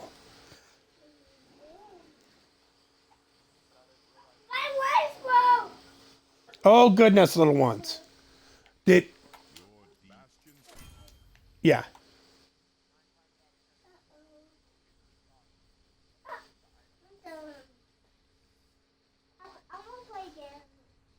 Oh, and it won't.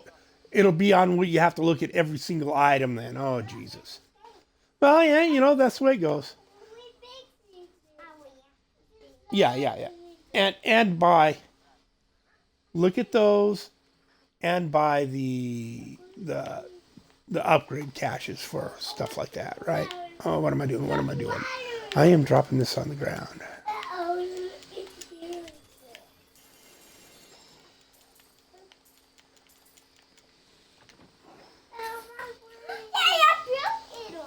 Boys, you're a foot apart. There's no reason to be that loud. Holy smokes.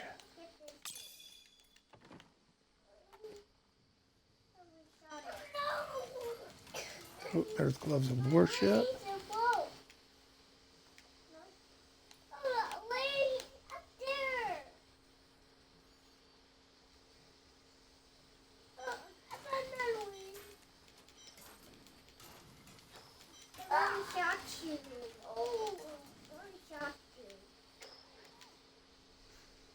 Oh, it's Valis Rebuke that energy twisters travel in a straight line. Yeah.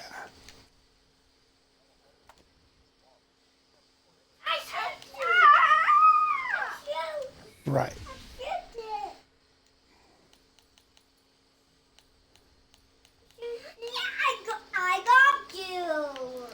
Oh, I want that.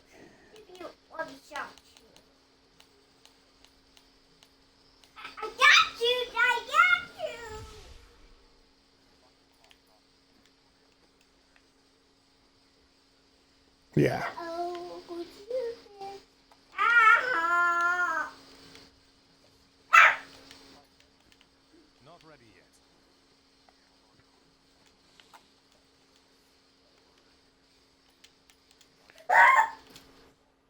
Yeah, yeah, that's all yeah. I haven't been worried about pushing at all yet. Okay, got the key, get to that next world. Oh, goodness.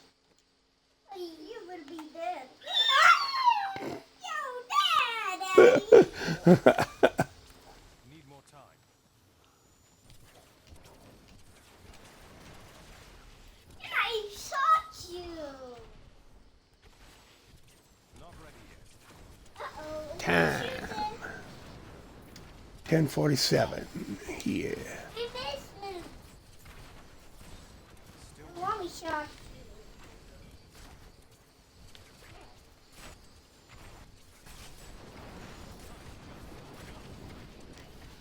I'm not sure if I have one of those. No, I don't have one of those. I haven't done a rogue yet.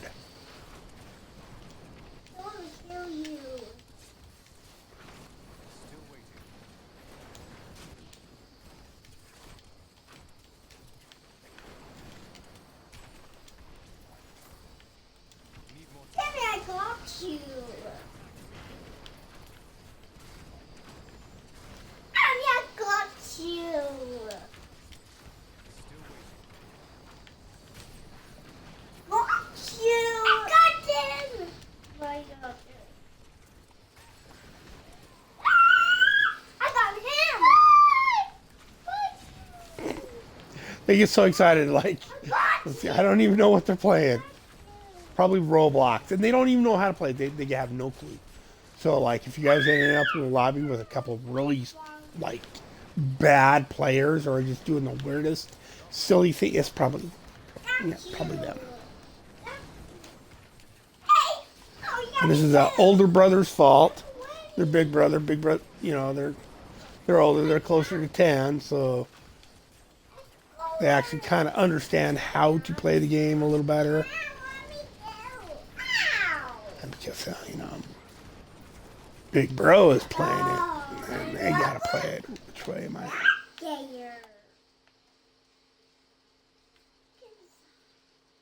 Oh, I think I missed a turn right there. If I go back and it's a dead end, I'm gonna be upset a little.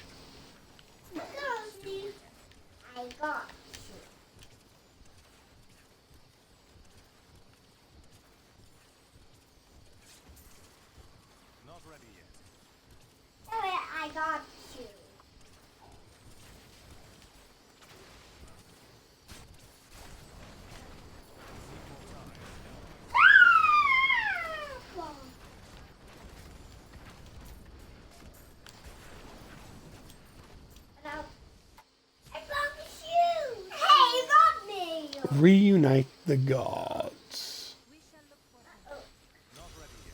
Okay.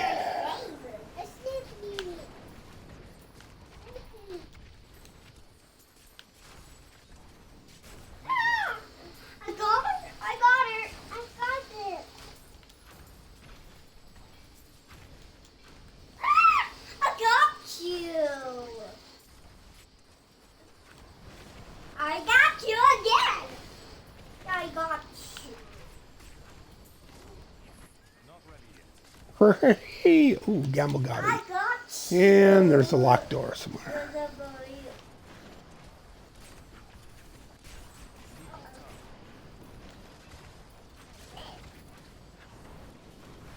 Okay.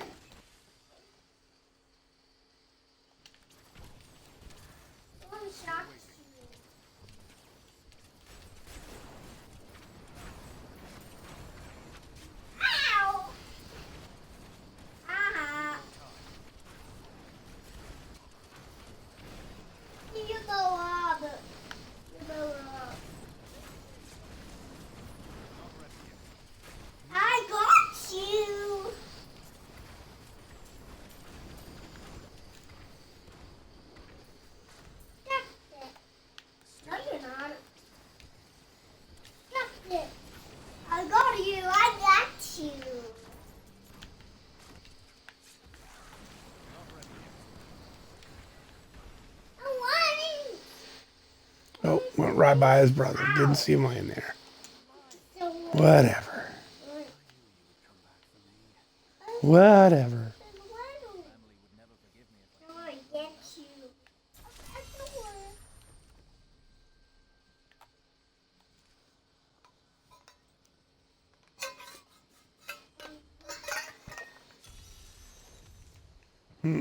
Okay, key warden's up top.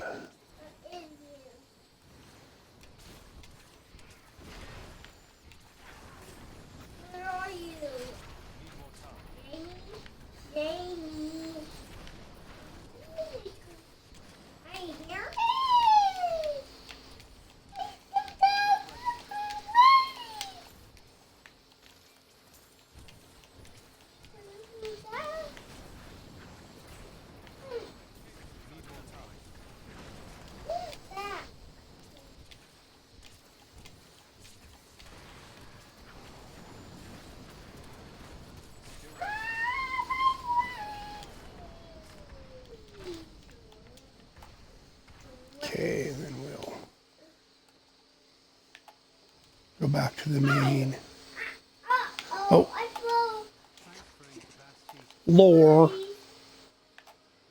Keep us as dull as I imagine. Soldiers spend most of the time gambling. I guess this is what I should expect from this hollowed out rock. Not ready yet. Shadow of its former glory. Remote computer.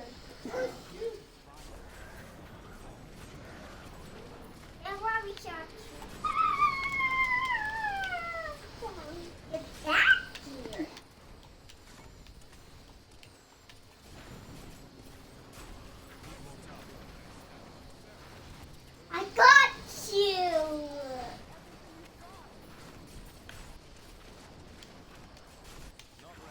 Come here.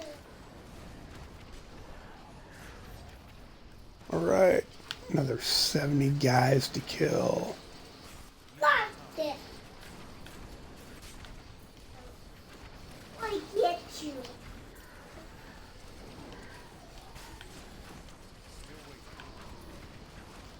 Ow!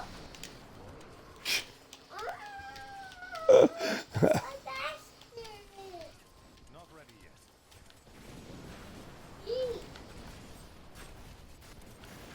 I got it.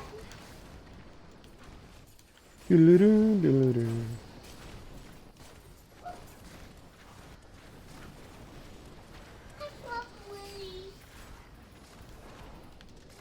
I got it.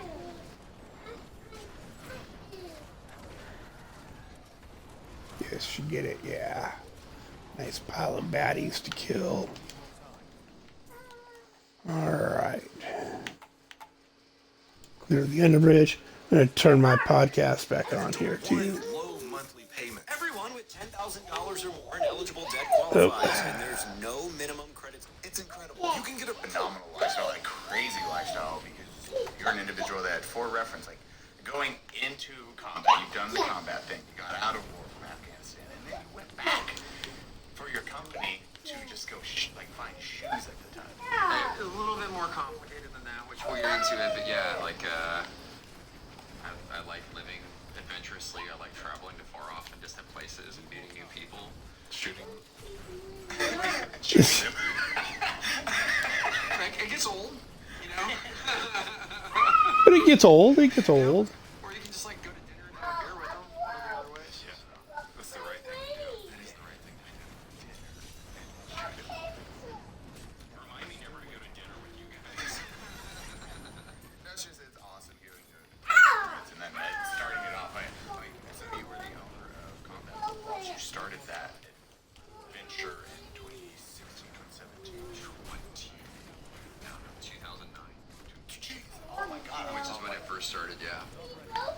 Yeah, that was like I got out in 2006. I did the standard thing that most veterans do. You get out, you get a regular job, and try to be a human being. Got it in. Fail miserably, lose your job, fall back into like contracting because you need to make money to support your family, and they send you back overseas.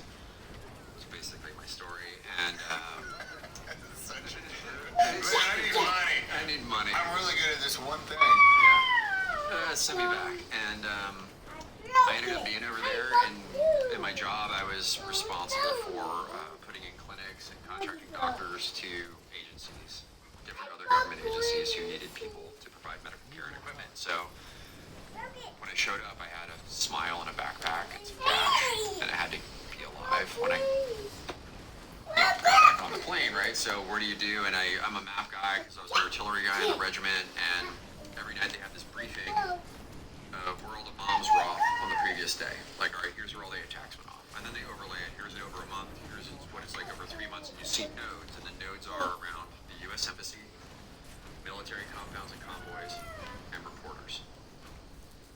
Those are where the 3 in combat zones. That's where all the shit happens around those areas. Well, if you're smart, like, I'm just not going to go to those places.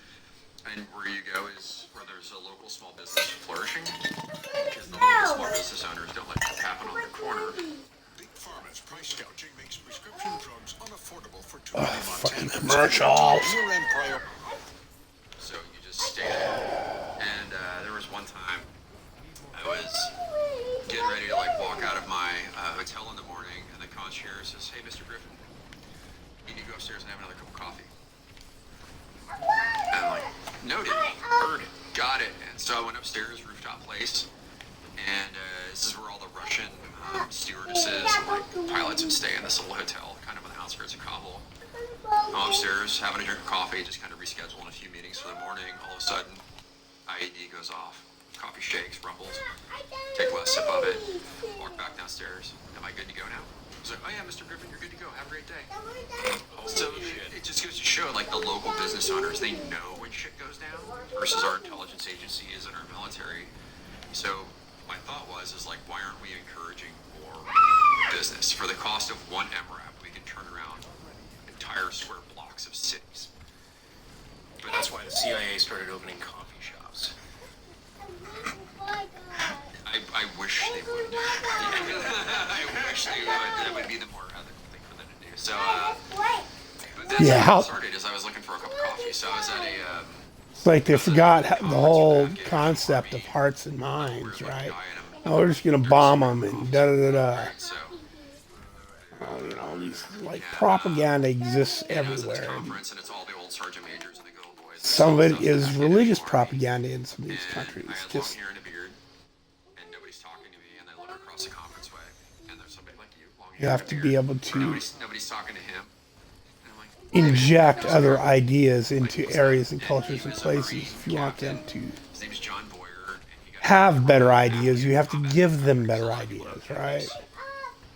But the U.S. military, U.S. government, U.S. taxpayer paid for a 340,000 person police force and military force in Afghanistan, from 1,700 to 340,000 in a couple years. So, using the same mentality that we use in America, where you want to create jobs and stability, so they needed to boost the country. They needed My back controller batteries are low. Oh, goodness. So they had a program called Afghan First, Afghan Made. The U.S. government's like, hey, Afghan business owners, if you build a factory, Uno momente here, we're folks. gonna give these contracts. That's fucking hilarious that the American government is putting forward Afghanistan first policies because they know they work in countries. That's crazy, isn't that right? That's interesting to think about, right? So they built these huge factories. All right. Private business owners paid to build these factories on the bets that they're going to get government contracts to build product. And then they were taking people who didn't know how to do anything and training them to be cobblers and tailors to make boots and uniforms for the Afghan National Military. Each one of those people supported 5 to 13 family members. So the social impact of a factory was just massive. And See, I met John. He's like, dude, I $2-3 a day in an area, I just enough money so they're not living hand to mouth. Like, right? Eventually, it'll get like people believe we should go build these businesses and immediately start paying them 10, 20 US, the equivalent of 10 or 20 US dollars per, right? That will ruin the economy of these places. It will devastate them because you will create an artificially create a group of elites within that, yeah, and it's not good. It's not good. They need to be able to start businesses. You start a couple businesses, employ a few people, maybe a factory, and then create a situation where they are able to start their own businesses and start earning. That's how our country was built. Like, we did not, everybody did not work for somebody else at the beginning of the country. It wasn't until like in the 50s where the idea that everybody had to work for somebody who worked there for, right? That was not like, And you the know, longer story of it is that we built this huge No. multi-100,000 person military at a, I think the number oh, was like well, 60 yeah, percent but were illiterate. that's not what, And they also grew up in a culture without shoelaces. right. So now you're taking these kids and you're training them to be a soldier, and you're making them wear these combat boots, but they're also Islamic. Right. Talk about some of the markers of success. Right. So you're not living hand to mouth. That's the whole thing, and that's my whole, it's like, people aren't living hand to mouth, Not a bad marker for success. which gives them a reason to care about other things outside of find the food, eat the food, find the water, drink the water, right? Why is there a small percentage of hyper successful And you have to be able to create, because sacrifice everything? people don't give a shit about the environment or garbage or any of that until they reach a certain level of security. And until that happens, they don't care. They don't care. Right? So, and the fastest way to make that happen in the modern day and age is to... Taking your combat boots on and off 5 times a day, it's kind of a pain in the dick. Let's see if any of these will... If you don't know how to tie shoelaces, it kind of complicates things. And you can't read the instructions to do it. So they were losing Right, so, tens of thousands of is to make energy cheap. Like cheap energy so they can heat, so people can heat and cool their houses So he's like, hey, I'm going to solve this problem. I'm efficiently, going to make a garrison style combat right? flop. Have the energy to run their businesses, right? And every single bit of the environmental movement works against that. Goes in the opposite direction. Makes everything more expensive. So you got to kind of bypass some of that, so that you have to make energy cheap, teach people how to be, survive, get businesses. So we have to move some businesses there to create a small amount of wealth, so it can grow from there, right? You just can't drop all this money in there. It's not the way it works. Yes. And here in America, here around the world, it was not just America. Slavery was universal. Universal. There was never, until America and Great Britain were like, yeah, no, we're not cool with the slave trade anymore. We're not cool with, until they set that forth as a goal. I said, okay, we're not going to tolerate this anymore. That idea had never existed ever in human culture, right? You had slaves, everybody had slaves, you owned slaves. And there was a definite way, cultures were run. There were cultures, if you didn't own slaves, you weren't a citizen of that town or city or culture, right? You had to own slaves to be able to have a say in the government of how that, city, state, or whatever was operated. It's just a fact.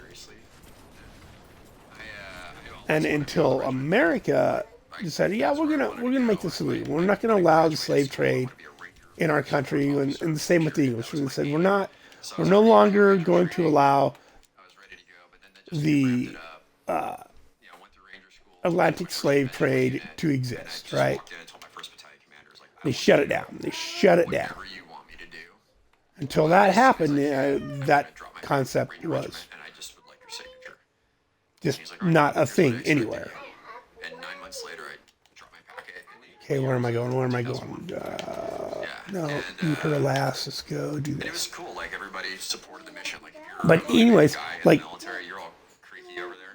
people went into lines of work for their life, but it was more along the lines like modern apprenticeships.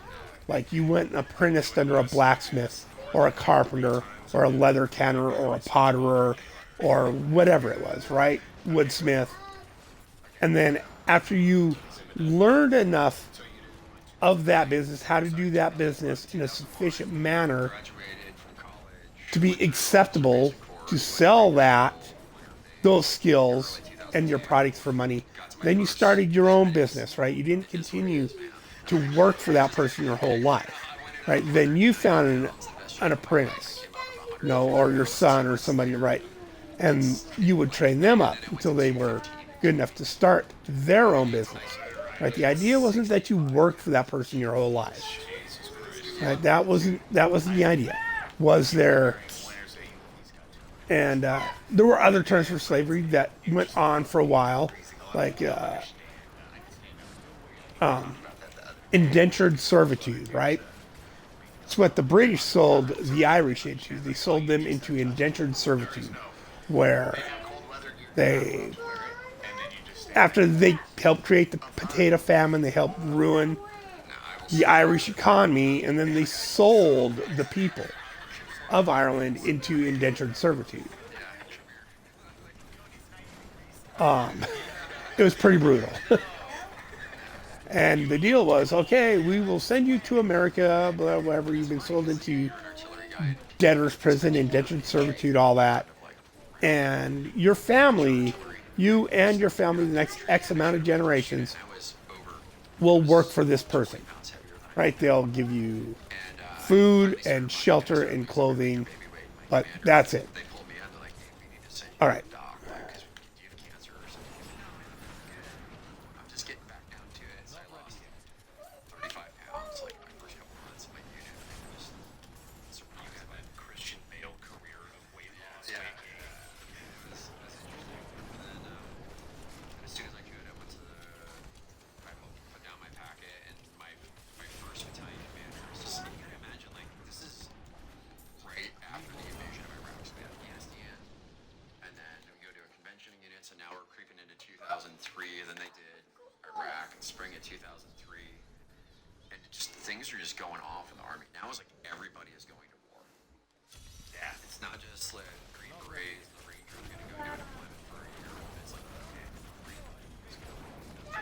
And my first battalion commander, he came out of Richmond, he really into it, and we had to change command.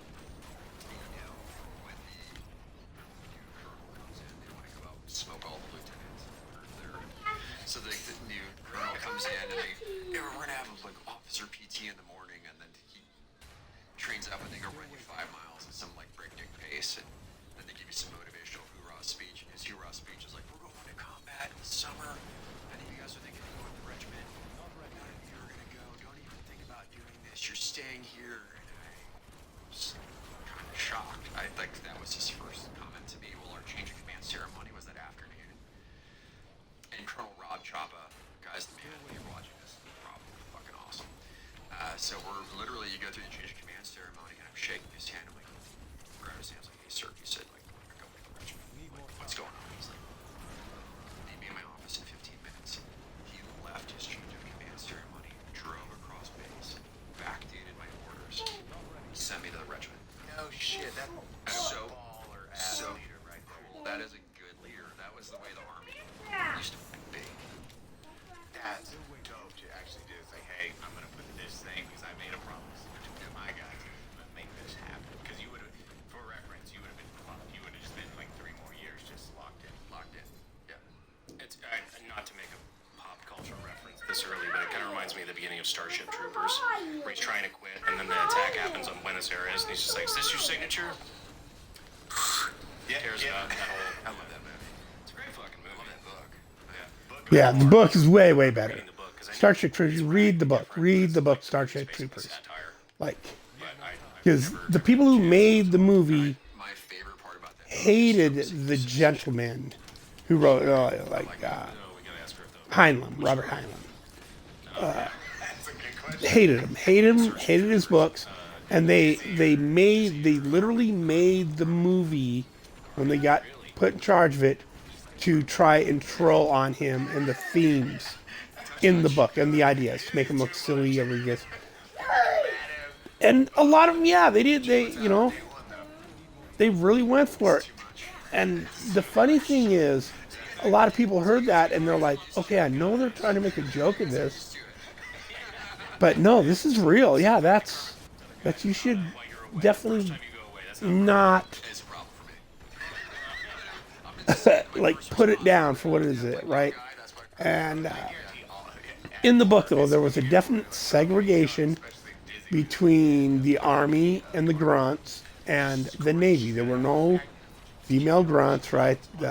The Navy, the females were in the Navy. They flew the ships, right? Same, right? They flew the ships. It's what they were in charge of.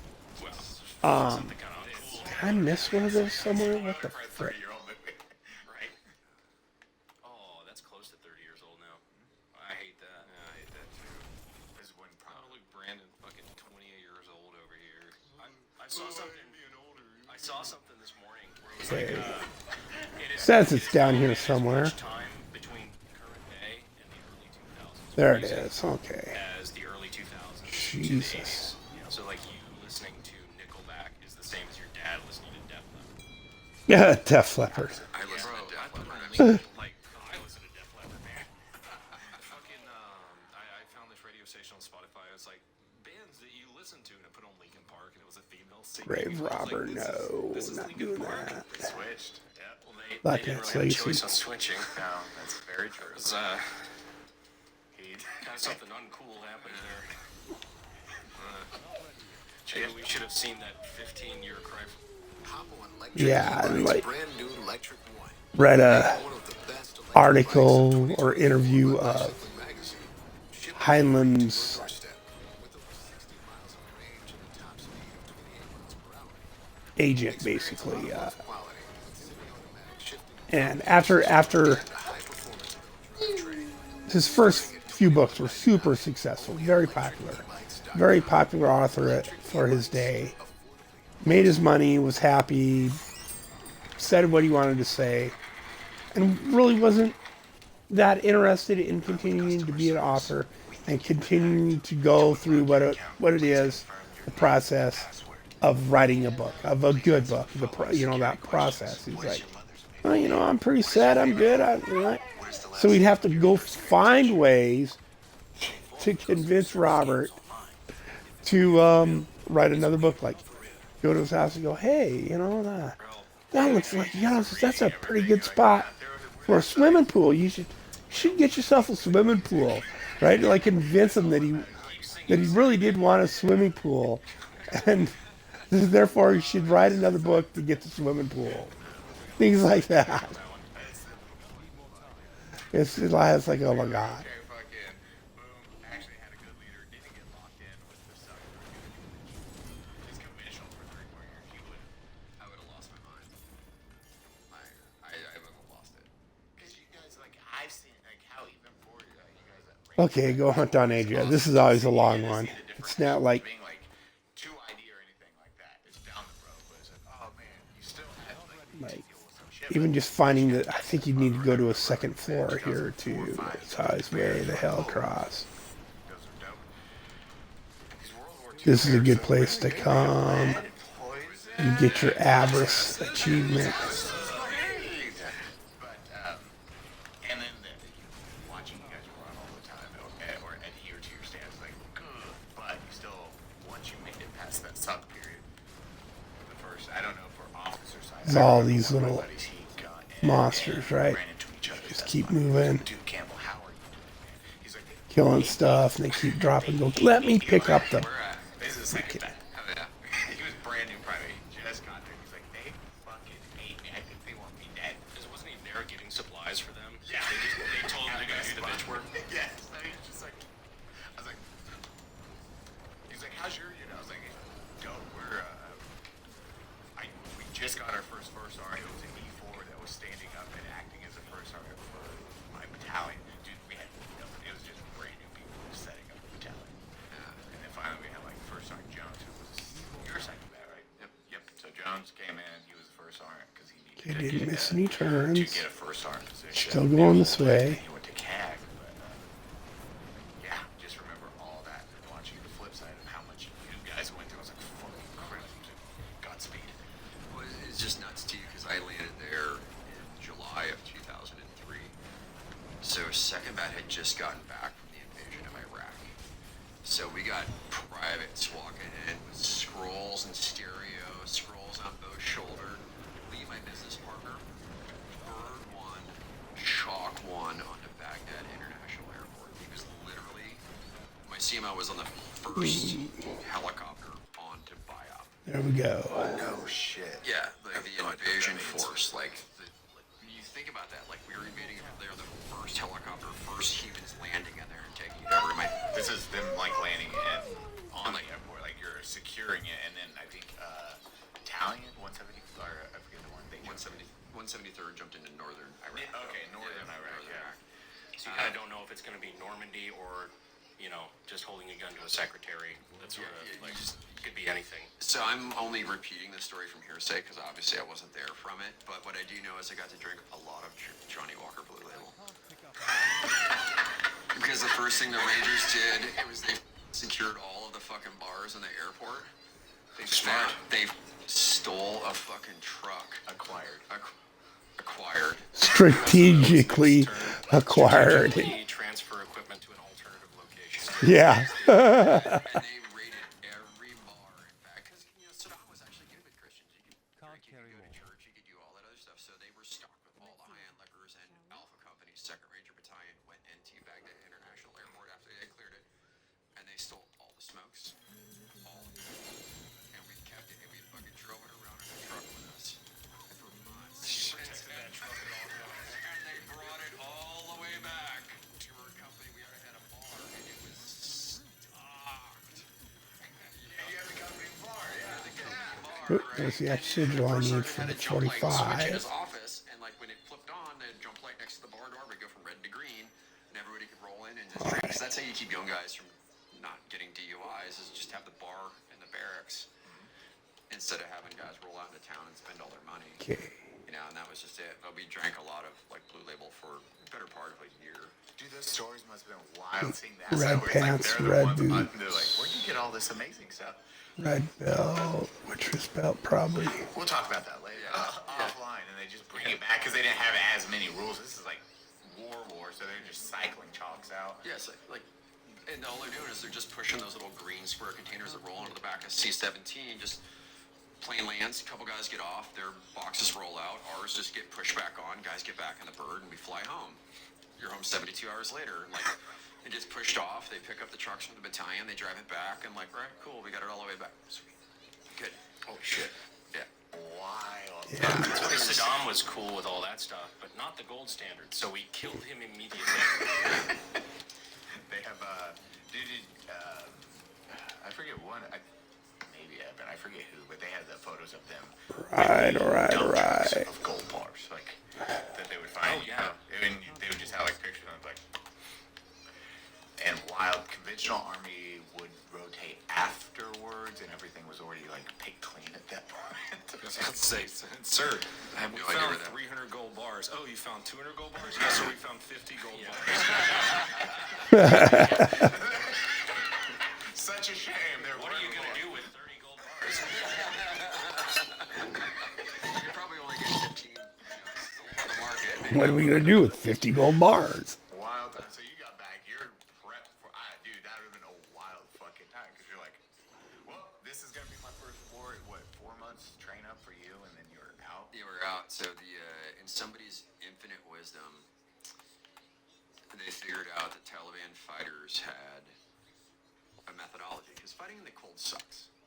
Like, I don't know if you've read any military history, but like nobody likes to fight when it's cold out. And the Taliban fighters, what they would do is they would retreat to these high altitude mountain villages on the Pak border. So 10,000, Yeah. 11,000 feet of elevation. They would just go hang out all winter. And somebody decided they were going to send 3 Ranger battalions from sea level Oh yeah. to fucking 10,000 feet of elevation in the middle of winter to go run these guys down. Ah. Fucking safe havens, like no winter break for you guys. So it's called Operation Winter Strike, and it's one of the 2 times in history where all 3 Ranger battalions were deployed to the same area at the same time.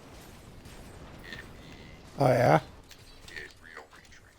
Like we drove the trucks as far as they would go, the Hiluxes and everything else for armor. We didn't have any armor. We had gun trucks. We had 0. We had gun trucks, which were Yeah. Hummers, but It is a lot of work. They looked like porcupines because we had 3 240s and a Mark 19 or a 50 cal on top, and then everybody was armed. Like there was usually a couple saws on them, so it was that movie, The Last Starfighter, but just spins around and shoots everything. That's what our vehicles were like. If somebody like came at us, like the whole thing just erupted in fire, and you're like, oh, we're good. Oh, that sucks. Just death blocks us. Yeah, just death blocks us. What's your experience with the Mark 19? You like it or hate it? I loved it. There's no in between. Who used it? They either love it or they hate it. I was a Parter supporter. The reason I liked it Oh, is, okay. So yeah. hey, you're All rolling right, an yeah. A-10 or a AC-130 or a couple of helicopters, and that thing makes a huge cloud. So somebody's like having a sad face day because they're getting hit with Mark 19 shells. But what they really don't understand is that Well, they don't. It's not Freon anymore. They don't use it. They use something different, and the idea, yeah. and or a 500-pound So, bomb or a 1,000-pound bomb or a 2,000-pound bomb. And the thing is though, 105 millimeter it turns out cannon fired from the sky that the new substance they're using is more dangerous to the environment than the Freon was. So, I could just create such a big dust cloud that everybody can see it up to 15,000 feet. We're like, oh yeah, that's where we're gonna fuck up right there. yeah, Let's do it. God, you're just a dev gimmicks. Or a gimlet. It's marking your target. You're like, oh, thank God. They yeah, missed. yep. Yeah, I like that. It's the energy conversion. You and just obliterating that. And it's gonna hire grid square. Hypothetically speaking, because I know they probably didn't do it like this, but just imagine being in a fighting position. Yeah. One round lands 50 See, feet away. a lot of 15 times feet away. it's Yeah, really? And it's just like, it's like the AC on your car, man. You just need why a was the round blue? you get Blue need chalk. it's what R4 refrigerant, R13 refrigerant, something like that, 2,000 pound Jada. and just cap it off. It's just the pressure's low. Understand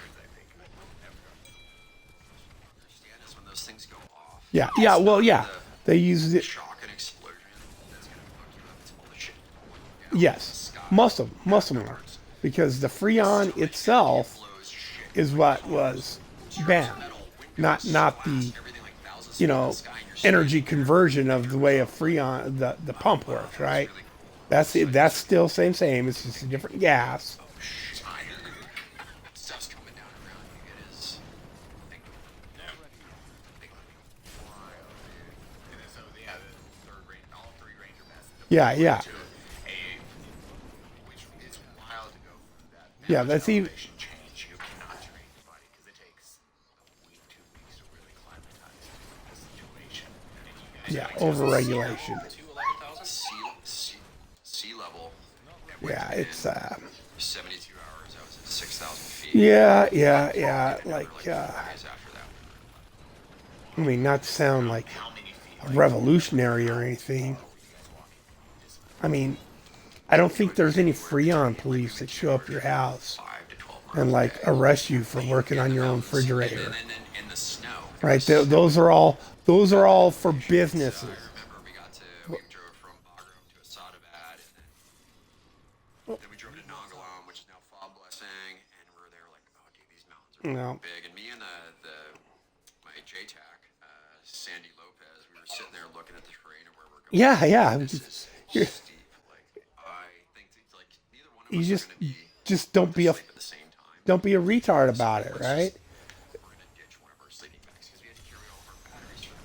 We didn't have all the radios to run the Yeah. aircraft. And it's like, okay, how are we going to shave weight between the two of us so that way we can Yeah. walk up and down these hills? And we ended up going up this mountain, and it dumped like Oh yeah. feet of snow on us. And we found this go cut right at like 11,000 But yeah, more, feet. like And it's literally it. 6 inches of goat Yeah, shit on it's- the bottom of it. The thing's like Yeah, crazy to get they in don't. there. As far as I know, they don't do Freon anymore. It's R Next day or two. R13 refrigerant or R14 or something like that. It's not actually Freon anymore. And you can go buy a canister of it, Freezing, and somebody goes like, and the nozzle has a pressure gauge on it, so and the pressure is low. So somebody goes out, we're like getting the snow off all the wood, we're finding dry pieces of Yeah. wood, and somebody starts a small fire. Right, and then you just The smoke put floats new up refrigerant in the it lid, up to X amount, right? inside an enclosed space, and then you can see a layer of smoke. 10,000 spiders minimum Yeah. That's descending out of the wood. that's planned obsolescence. Yeah, if the condenser's out, yeah, then that could be.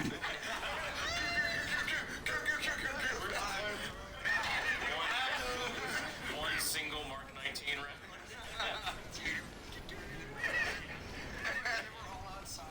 Oh yeah. Teeny spiders, and we're like, what's worse than cold? Spiders. Shit. We're like, cold is worse. So we endured the spiders, and then like the next day.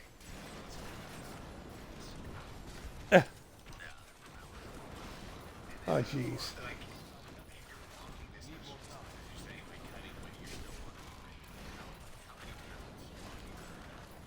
Yeah. 35 pounds. But if you're doing days, that increases. I had 2 emitters and a 117, Yeah. so I was carrying 40 pounds of battery.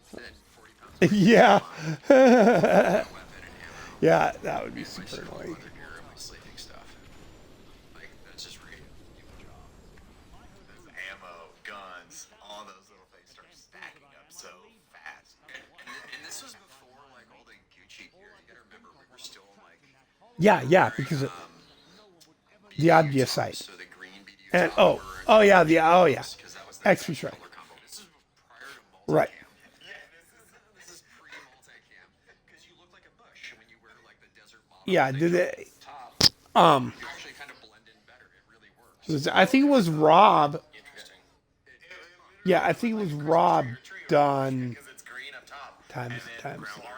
Yeah. 29, almost time to start And so that lunch. was the camo that Another we were 50 using at the minutes. time. And Try and knock like, these. this is Just the keep best going we on had, these like, bounties. Get them Dana knocked leather out. boots. I'll But never fucking forget. Like, we were up there freezing. We had the wool, the old green. he BDU ran. suits, He was leather like faster gloves, and he that done was an all we had. XP. That was it. And He basically ran a bunch of we cleared this valley, and I remember like sleeping in this barn on a big pile of chuck Infernal Hordes, Nightmare Dungeons, and Pits to see which one he could get X amount of XP out of the fastest. And it's just and it comes out to just like GRs. Whatever you can run, whatever pit run you can run in 2 to 3 minutes, back to back. And just like in D3, that's going to be your best. Yeah, yeah, tier 4. 47 comes like rolling up the valley. What are they gonna bring? And they rolled in and they kicked out double bags. Yep, that's your This XP is generator. back in the day when like, guys would call up with a credit Yep. card and they go, "Hey man, we need like 200 pairs of fucking gloves from the local REI, and we need them driven to this airfield right now." And they would put them on a Yep. C-17 and they would be on their way to country immediately. And that's what happened is So you end up wasting all that. gators Yeah. and OR gloves. Well, there's research. you got all the glyphs. You get all even though they're not glyphs you're currently not using. We actually could You can level them up at some point. You might need them for a different build, whatever. Screw around. If all you get all your glyphs leveled up, then you can do whatever. Try a bunch of different builds. Use different glyphs, different Paragon boards. The helicopters couldn't land. They had to keep a forward momentum, to get in and get out of the valley and then turn around and get back out. And they were just like kicking it off as they rolled. Why couldn't they land? We were so high at elevation. I think we were like 11,500 feet. I just had because I don't know. What about the elevation prohibited that from landing? That's Thin air. Yeah, thin air, and I think how the gas, like the motor, it's like very rich or starts. The air's thinner, so you gotta. Yeah, and so it starts running leaner, and if you hit that point where then it just like taking off is not a thing you can do once you land. the gas is firing, how it's firing, everything's just fucking at that point. So like come in.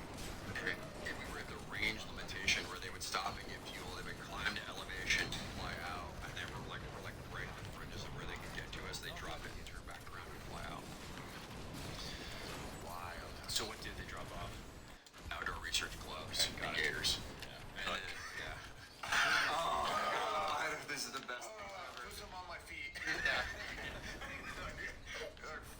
Dude, yeah, it was weird when I got back. Jordan Long, one of my racing buddies, he was CMO of outdoor research. So I was like, oh, fuck. Here's thank you. Overseas, we use this out of we're allowed to. He's like, oh, man, cool, man. Yeah, man, we were so far out that we were buying all of a village's winter rations from them. So we would roll, you have a platoon of rangers rolling into an Afghan village with like 50 or 60 people in it, and they've got all of their rice and stuff stored for the winter, and we're like, all right, here, dude, here's a few $1,000s. Oh, and they're And selling they're immediately, they're like selling it to you, but you realize like they don't have food for backup. the They don't have backup. That's what's they got wild. but they don't care because they know how much they can go into town. They'll just send somebody in like in a week, right, and they'll go get more, which is fine. But I'll never forget, we came back from patrol one day and we walked into the hut that we were staying in, and there was a sheep like running around. I'm like, oh, it's super cute, right? And I just pick it up and I got this photo of me like holding this sheep next to my buddy. Oh, God. And I set it down and it runs around the corner, and the guy's hut it was, we called him Grizzly Adams. And he looked like Grizzly Adams, an Afghan Grizzly Adams, and he had this Christmas knit sweater that probably apparently got donated by somebody in America at a Goodwill. And he grabbed the sheep, opened the front door, 18 inches past the front step, slit the sheep's throat, blood everywhere, cuts its head off, drags it back inside the house. Oh, Jesus. And I've never seen an animal skinned this way, but he cut around the butthole, and then he took his hand, and then he shoved his hand between the finger and the meat, and he like worked his way all the way around, and then he like pulled it out like a sock, and then like hands it to his wife to cook. No soap, no clean water anywhere.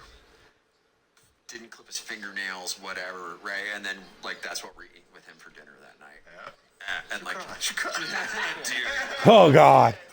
Oh God. I don't know. I'm grew up poor, ate a lot of game, done some, but that's pretty rough, man. coming back, we were actually going home, so this is at the very tail end of the deployment. We made it all the way back from early Adventures. Ate my fair share of food that fell in the campfire, right? Walking back to the truck, and there's my JTAC muscle Oh. on the ground in the knee position. His pants shit behind him on the ground. And he said, "You can't stop shooting." Anytime he eats cheese or he eats dairy, every time we're up, They were eating dairy plus more dairy. exclusive episode. It's just the after action where it's just live in his backyard. Because they're all lactose intolerant. That, you know, it turns red when you know you're done.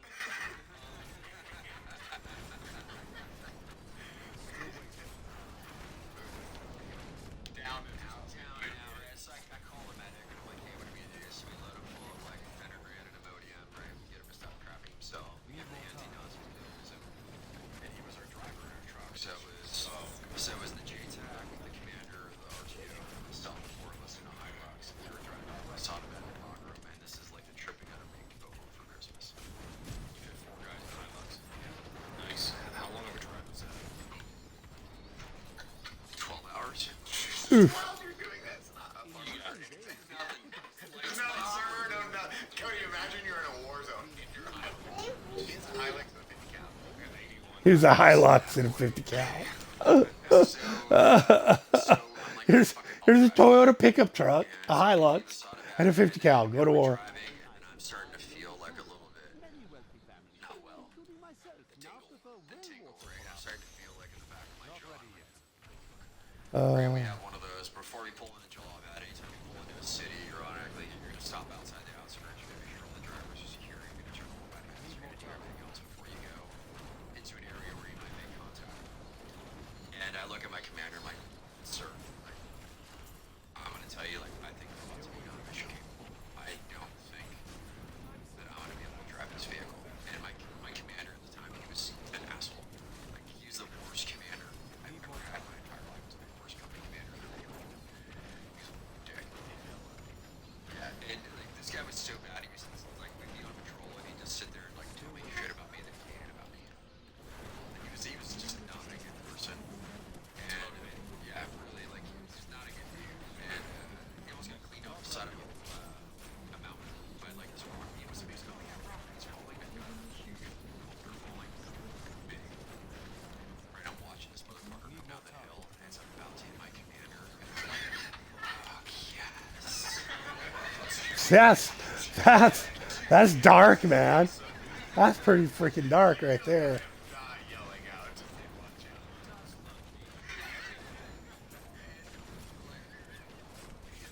Commander like turns to the side, the rock sails between me and the RTO. And the RTO this guy, and like they fucking sailed between us, and the only thing that was like, there's a 15-pound rock that just sailed past us at 40 miles an hour, and we're just disappointed it didn't meet our commander on the side of the mountain.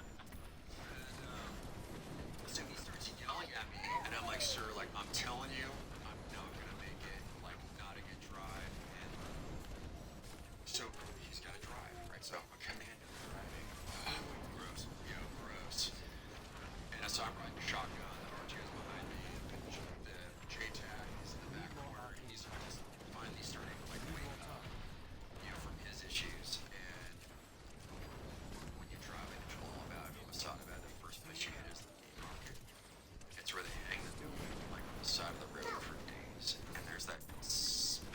Oh, And you still yeah. You still buy that smell. It's just it's like they throw the intestines out the back, and you got all the fucking skin and all the stuff rotting.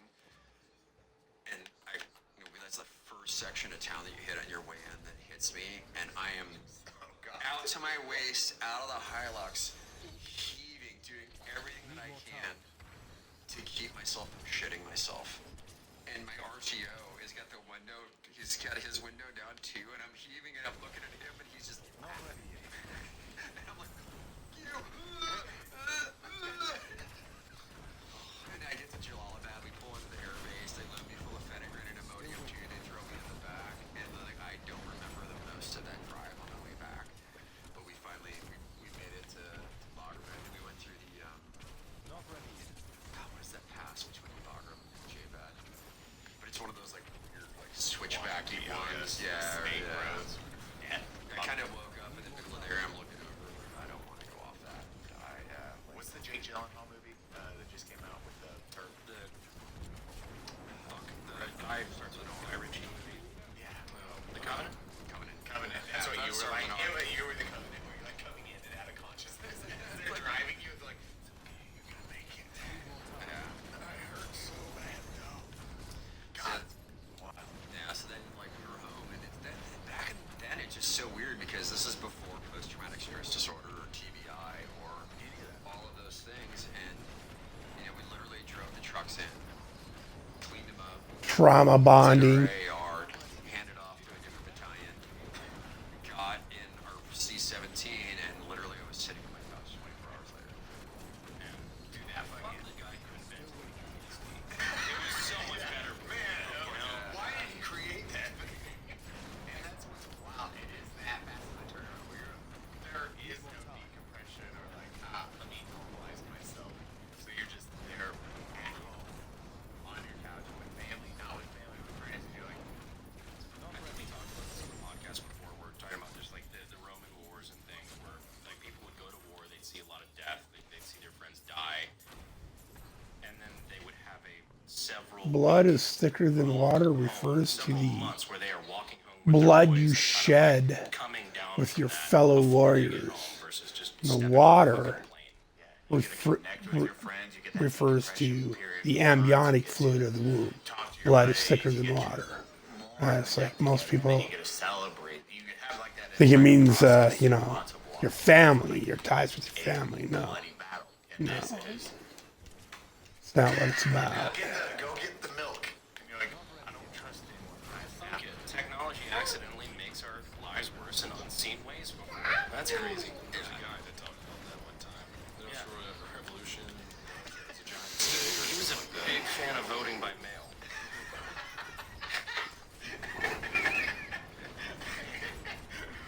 How was that? Like, that's a really good bringing up that. Was that so weird out the gate trying to explain or relate to your girlfriend or family at the time? You're like, It was my fiance, and then we learned that I'm not allowed to drive for the first 2 weeks when I get home. fucking aggressive, watching for signs. You go underneath the overpass. God bless nap time, right? Lean over so that nobody hooks a grenade down on top of you. You pull up in front of stoplights, and somebody pulls up beside you and reaching for a gun that you don't have. and you're just reaching. Yeah. It's an automatic. Seeing They were like, I need to not drive. family members, service members, like Having that mind because you're like, where is in a vehicle at a stoplight and there's a backfire and they automatically pull up right at ready, like they have a gun. So just kind of slowly goes away. Just Yeah, it slowly goes away. yeah, It's for no it reason, takes you right? out. It's You're just so. Anytime you roll outside the gate, you're just hyper focused on it. You can't let it go. You're in a vehicle, knowing it might die any second. Yeah, and you get home, it's like, okay, I can let this go. And then it gets there over time. But that was the first deployment where I learned that I'm not allowed to drive for the first 2 weeks when I get home. And what's crazy is you're like, I'm comfortable and I feel, and then back immediately.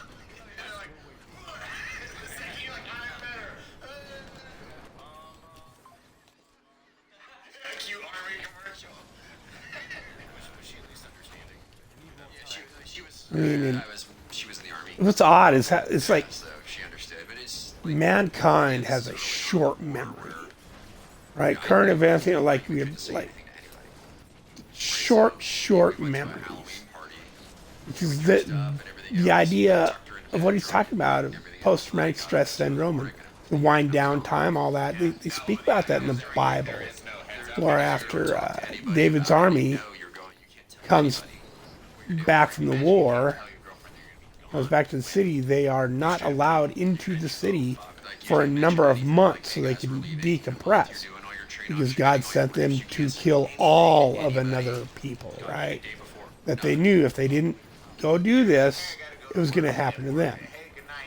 And there was, you could spare nobody.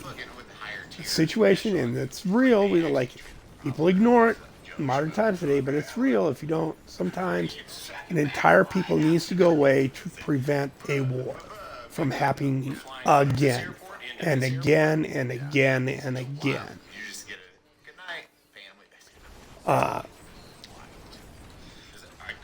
And it says right in the Bible, the armies of David were not allowed back into the city for a number of months, so they could become. I think it even says become human again.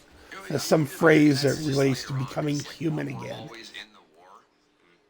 There's always a special operations unit there. It doesn't matter. So we knew about it then. We understood it. We've understood the idea going back tens of thousands of years, but we somehow forgot about it. By the time World War I, World War II, Vietnam, all that stuff rolled around, we like, right? They had different words for it then. They called it shell shock, which I think shell shock is a better word because of it sounds, it's a stronger sounding language than PTSD, right? For a long time it sounded, I have post-traumatic stress right now. Well, what is that? What is that? But now that people have grown to understand what it means, right? But, yeah.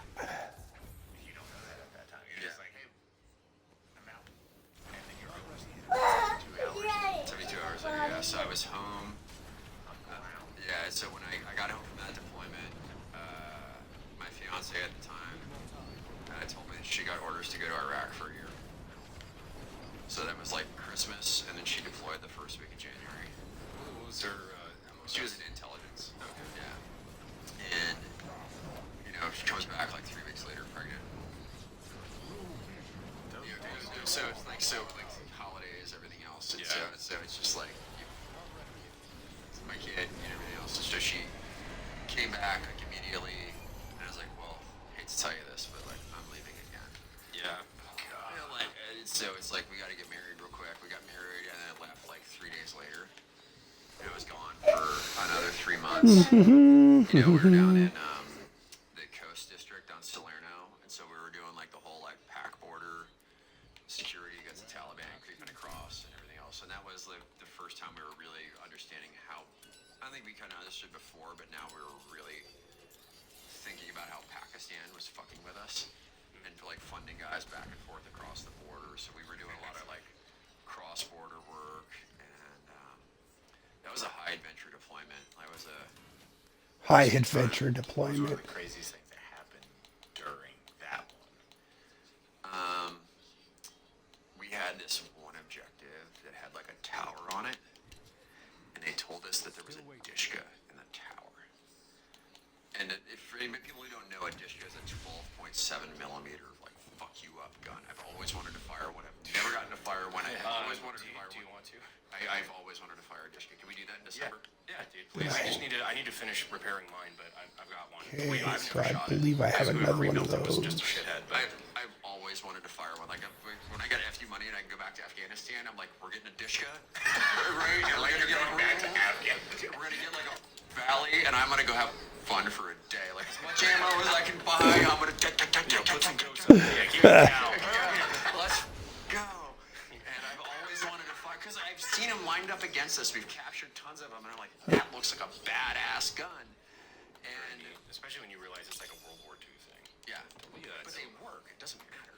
Yeah. No, I was about to say, we know a guy. He used a Dishka one time. Yeah. He was like, what? You've never killed somebody with a dishwasher? Like, no, dog. What? He sold that publicly. Yeah. Okay. I wasn't sure about that either. All right. This is a good point to stop the stream.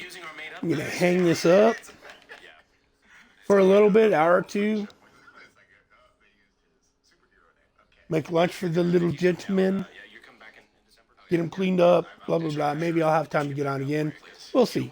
Anybody who stops in and watches this later on or has stopped in and I didn't notice, thank you very much. Take the link over to my YouTube channel where I store all my videos because whatever I do here is only up for a week here on Twitch. So take the link on my main page over to my YouTube. Subscribe, like, follow, leave a comment, maybe share a video, whatever. If you enjoy this lazy ass type of comment or content. And if you're watching this on YouTube, come on over here to Twitch. Follow me over here. Maybe leave a comment. Clips and videos.